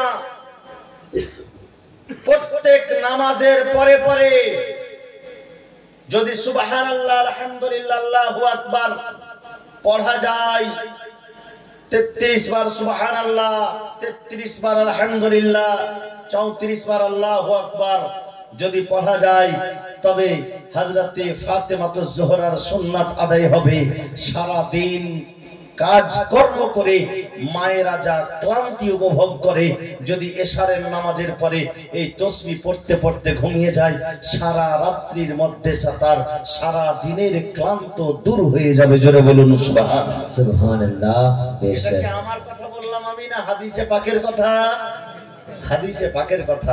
যদি আমার কথা হতো, হতে পারতো সেটা মিথ্যা হচ্ছে বা মিথ্যা বলছে, কিন্তু রাসূলে পাকের কথা, আসমান জমিন হিলে যাবে, রাসূলে পাকের কথা কখনো পরিবর্তন হবে না। মা আমার অবশ্যই সেই জিনিসটার দিকে লক্ষ্য রাখবে। আল্লাহু আকবার। আজকে বেরাদারের ইসলাম, আমরা বাপের সঙ্গে একটার পর একটা বেরাদার চলে আসছে। বুখারী শরীফের হাদিস, আমার রাসূল পাক সাল্লাল্লাহু আলাইহি সাল্লাম হযরতে ফাতেমাতুজ জোহরার বাড়ি গিয়েছেন। কার বাড়ি গিয়েছেন? ফাতেমার বাড়ি। ফাতেমা হচ্ছে বেটি, বেটির বাড়ি যাওয়া রাসূল পাকের সুন্নাত। জোরে বলুন সুবহানাল্লাহ। বেটির বাড়ি যাওয়া রাসূল পাকের সুন্নাত। আমার নবীজি গিয়েছেন বেটির বাড়ি। হযরতে ফাতেমাতুজ জোহরা আছেন, মুখটা ভারী করে আছেন। পরিস্থিতি দেখে হযরতে ফাতেমার পরিস্থিতি দেখে আমার রাসূল পাক বুঝতে পারছেন। বুঝতে পারার পরে বলছেন, ফাতেমা, আলী কোথায়? আলীকে খোঁজ করছেন। বেটির বাড়িতে গিয়ে জামাইয়ের খবর নেওয়া, আগে জামাইয়ের খবর, জামাই কোথায়? হযরতে ফাতেমা বলছেন যে, আব্বা, আমার উপরে আমার সঙ্গে কিছু কথা কাটাকাটি হয়েছে, কিছু কথা বাড়াবাড়ি হয়েছে। বাড়ি থেকে রাগ করে বেরিয়ে গেছেন হযরতে আলী। এ কথা যেমন শোনা, একজন মেয়ের উপরে তার স্বামী যদি নারাজ থাকে আর সেই মেয়েটি যদি মারা যায়, সে আবেদা জাহেদা যতই থাক না কেন, সে যতই ইবাদত করুক না কেন, যদি স্বামী রাজি না থাকে, সেই মেয়েটা জান্নাতের খুশবুও পাবে না। আমার নবীজি বলছেন, ফাতেমা, আলী কোথায়? বলে, আলী দুঃখ করে, আমার উপরে দুঃখ করে বাড়ি থেকে বেরিয়ে গেছেন। আমার রাসূল পাক সাল্লাল্লাহু আলাইহি ওয়াসাল্লাম 1 মিনিট আর সেই জায়গাতে দাঁড়ালেন না, বসলেন না, বেটির বাড়িতে আর দাঁড়িয়ে থাকলেন না, সঙ্গে সঙ্গে বেরিয়ে আসলেন। আর বেরিয়ে যাওয়ার পরে আলীকে খোঁজ করতে লাগলেন। আলী কোথায়? বেরাদার, এখন বর্তমান প্রেজেন্ট যুগের যুবকেরা যদি স্ত্রীর সঙ্গে ঝামেলা হয়, ঝামেলার পরে যদি বাড়ি থেকে বেরিয়ে যায়, একে খোঁজ করে কোথায় পাওয়া যাবে? মদের ভাট্টিতে। একে খোঁজ করে পাওয়া যাবে কোথায়? মদের ভাট্টিতে পাওয়া যাবে। একে খোঁজ করে পাওয়া যাবে কোথায়? জুয়ার আড্ডায় পাওয়া যাবে। স্ত্রীর সঙ্গে ঝামেলা হয়েছে, যেখানে খারাপ কাজ, কুকর্ম, অপকর্ম রয়েছে, সেই গুনহার জায়গাতে গিয়ে বসে থাকবে, নচেত মাঠে গিয়ে বসে বসে সিগারেটে টান মারবে বা গাঁজায় টান মারবে। বেরাদারের ইসলাম, কিন্তু আমার রাসূল পাকের দামাদে মুস্তাফা হযরতে আলীর কথা কাটাকাটি হয়েছে স্ত্রীর সঙ্গে। বাড়ি থেকে বেরিয়ে গিয়েছেন। বাড়ি থেকে বেরিয়ে কোথায় গিয়েছেন কেউ জানে না, আমার রাসূল পাক জানেন। বেরাদারের ইসলাম, আমার রাসূল পাক সোজা গিয়েছেন মসজিদে। এর কারণ, সাহাবীদের মধ্যে মনের মধ্যে যদি কোনো আঘাত হতো, সাহাবায়ে কেরাম যদি কোনো দুঃখ পেতেন, অন্য কোথাও যেতেন না, আল্লাহর ঘর মসজিদে যেতেন। এর কারণ হচ্ছে, মসজিদ এমনই একটা একটি জায়গা যেইখানকার কথা বলা হয়েছে, যেই জায়গা থেকে জিক্র আজকার করলে সেই জিক্র আজকারের কথা বলা হয়েছে, আলা বিজিক্রিল্লাহি তাতমাইন্নুল কুলুব। আল্লাহ তাবারক ওয়া তাআলার জিক্র আজকারে অন্তরের শীতলতা রয়েছে। জোরে বলুন সুবহানাল্লাহ। বেশক মদ গাজায় টান মারলে অন্তর শীতল হবে না, আল্লাহর জিক্র আজকারে শীতল হয়ে যাবে অন্তর। আমার রাসূল পাক যখন মসজিদে গিয়েছেন, হযরতে আলী চাদর ঢাকা দিয়ে শুয়ে আছেন, আর সেই জায়গাতে হযরতে আলীকে মসজিদ আরামের জায়গা, সুবহানাল্লাহ, মসজিদ ইবাদতের জায়গা, কিন্তু এমনই একটা আরাম চলে এসেছে আল্লাহর জিক্র আজকার করতে করতে যে হযরতে আলীকে ঘুম চলে এসেছে, আর ঘুমের তালে চাদরখানা সরে পড়েছে। বুখারী শরীফের মধ্যে লেখা আছে, আল্লাহু আকবার, হযরতে রাসূল পাক সাল্লাল্লাহু আলাইহি সাল্লাম হযরতে আলীকে উঠালেন, জাগালেন। জাগিয়ে দেওয়ার পরে বেরাদারিন ইসলাম, সেই সময় ছিল মাটির মসজিদ, এখনকার মতো টাইলস মার্বেল বিছানো নয়, মাটি ধুলাগুলি লেগেছিল হযরতে আলীর সেই শরীর মোবারকে। হযরতে আলীর শরীর মোবারক থেকে আমার রাসূল পাক নিজের দস্ত মোবারক দিয়ে, হাত মোবারক দিয়ে মাটিগুলিকে ঝাড়ছেন আর বলছেন, ইয়া আবু তোরাব উঠো। জোরে বলুন সুবহানাল্লাহ। আবু তোরাবের টাইটেলটা সেই দিন পেয়েছিলেন হযরতে আলী।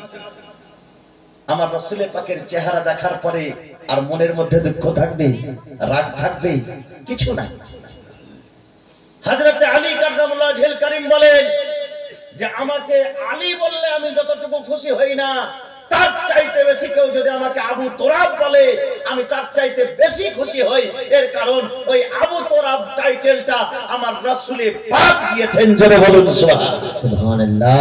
ওই ধুলাবালি লেগে যাওয়া মানে মাটির বাবা, আবু তোরাব মানে মাটির বাবা। এই মাটির বাবা উঠো। আমার রাসূল পাক হযরতে আলীকে সেই মসজিদ থেকে বাড়ি পর্যন্ত নিয়ে আসলেন। বেরাদারিন ইসলাম, বুঝা গেল যদি বেটির উপরে জামাই রাগ করে তো জামাইকে মানিয়ে নেওয়ার কাজটা শ্বশুরের। রাসূল পাকের সুন্নাত আদায় হবে। বেটি জামাইয়ের মধ্যে যদি সুলহ করে দেয় তবে সুন্নাত আদায় হবে, কিন্তু আমাদের ব্যবহার তো সেটা যে বেটিকে আমরা মাথায় রাখবো আর জামাইকে ঘরের বাইরে, তাই না? বা একটু ঝামেলা হলে, হ্যাঁ, বেটির পক্ষ টেনে কথা বললে যে জামাই নারাজি থেকে যাবে, এটা আর খেয়াল নাই যে জামাইকে রাজি করার জন্য বেটিকে শাসন করে সেই বাড়িতে রাখতে হবে যেই বাড়িতে বেটির জান্নাত রয়েছে, যার পায়ের তলে বেটির জান্নাত রয়েছে। বেরাদারিন ইসলাম, মুআজ্জাজ মুহতারাম সামাইর ইকরাম, বয়োজ্যেষ্ঠ বাবাজিরা আমার, পর্দানা সীমা ও ভগ্নীগণ আমার, বলার উদ্দেশ্য হলো যে আমার মায়েরা বোনেরা আজকে এই দুনিয়াতে বেঁচে আছেন, যত ইবাদত করেন না কেন যদি স্বামীকে নারাজ করবেন তবে কিন্তু আপনার ইবাদত সব বেকার হয়ে যাবে। আর যদি স্বামীকে খুশি রাখবেন, আল্লাহু আকবার, তবে আল্লাহ খুশি হয়ে যাবে। স্বামীকে যদি আপনি রাজি রাখতে পারেন আপনার ইবাদত কবুল হবে আর আল্লাহ পাকও রাজি হয়ে যাবে। সেই বাড়িটা জান্নাত হয়ে যাবে, সেই বাড়িতে বরকত নাজিল হয়ে যাবে। এ আমার মায়েরা, আমার বোনেরা, আমার বেরাদারিন ইসলাম, বয়োজ্যেষ্ঠ বাবাজিরা আমার, আজকে সুবহানাল্লাহ তারই ইখলাকের কথা আলোচনা হলো যে রাসূল পাক সাল্লাল্লাহু আলাইহি সাল্লামের ইখলাক নিয়ে হযরতে খাজা মুঈনুদ্দিন চিশতি সঞ্জরি আজমিরি রাহমাতুল্লাহ তাআলা আলাইহি আমাদেরকে এই জায়গাতে নিয়ে এসে দিয়েছেন। আতায়ে রাসূল হিন্দাল ওয়ালি, এ আবার যেমন তেমন ওলি নয়। বেরাদারিন ইসলাম, খাজা উসমান হারুন রাদিয়াল্লাহু তাআলা আনহুর মুরিদ হযরতে খাজা মুঈনুদ্দিন চিশতি, হযরতে খাজা উসমান হারুন রাহমাতুল্লাহ তাআলা আলাইহি হযরতে মুঈনুদ্দিন চিশতিকে নিয়ে যখন রওজা পাকে গিয়েছিলেন, তো রওজা পাকে যাওয়ার পরে আমার খাজা মুঈনুদ্দিন চিশতিকে বলেছিলেন, হযরতে খাজা উসমান হারুন, বেটা সালাম করো, রাসূলুল্লাহর নানার দরবারে সালাম করো। হযরতে খাজা মুঈনুদ্দিন চিশতি সালাম করেছিলেন, আসসালাতু ওয়াসসালামু আলাইকা ইয়া সাইয়্যিদাল মুরসালিন। ভিতর থেকে জবাব এসেছিল, উত্তর এসেছিল, ওয়া আলাইকুম সালাম ইয়া শাইখুল মাশাইখ। জোরে বলুন সুবহানাল্লাহ। সুবহানাল্লাহ। খাজা মুঈনুদ্দিন চিশতিকে আমার রাসূল পাক সালামের উত্তর দিয়েছিলেন। তিনি হচ্ছেন হিন্দাল ওয়ালি, আজকে যার সাবেদারি, যার বেরাদারিন ইসলাম ঘটনা আপনাদের সুযোগ্য ইমাম মুফতি সাহেব ঘটনা অনেকটাই বলেছেন আলহামদুলিল্লাহ। তার জন্য আমি একটু অন্যদিকে বললাম বিরাদারে ইসলাম। তবে ইনশাআল্লাহ বলার সবকিছুরই বলার উদ্দেশ্য হচ্ছে এটা যে আমরা কলেমা এমনি এমনি পেয়ে নিনি, আমরা কলেমা যে পেয়েছি বিরাদারে ইসলাম, আমরা কলেমা যে পেয়েছি এমনি পাইনি। এই কলেমার জন্য কত সাহাবায়ে কেরাম গলা কাটিয়েছেন, কত রক্ত ঝরিয়েছেন। আর হযরতে খাজা মঈনুদ্দিন চিশতি কত পরিশ্রম করে এই আরব থেকে আমাদের এই ভারতবর্ষ পর্যন্ত কলেমা নিয়ে এসে দিয়েছেন। সেই ব্যবহারটাকে আমাদেরকে নিজের করতে হবে, ইসলামিক ব্যবহারে নিজের ব্যবহারকে পরিবর্তন করতে হবে। এই বেরাদারের ইসলাম, দুনিয়াতে অনেক কিছু করলাম, এই দুনিয়া ফানি দুনিয়া, কখন এই দুনিয়া ছেড়ে চলে যাব তার কোনো ঠিক নাই। আচ্ছা বেরাদারের ইসলাম, আজকে রসুলের পাকের মহাব্বতে, খাজা মঈনুদ্দিন চিশতির মহাব্বতে, যার শেষ ভালো তার সব ভালো, এতজন ব্যক্তির মধ্যে একজন কোন ব্যক্তি বলেন তো যে 500 টাকা আমি দেব আজকে খাজা পিয়ার মহাব্বতে? আপনি কত গো? 100, 500? নারে তাকবীর, নারে রিসালাত, নারে রিসালাত।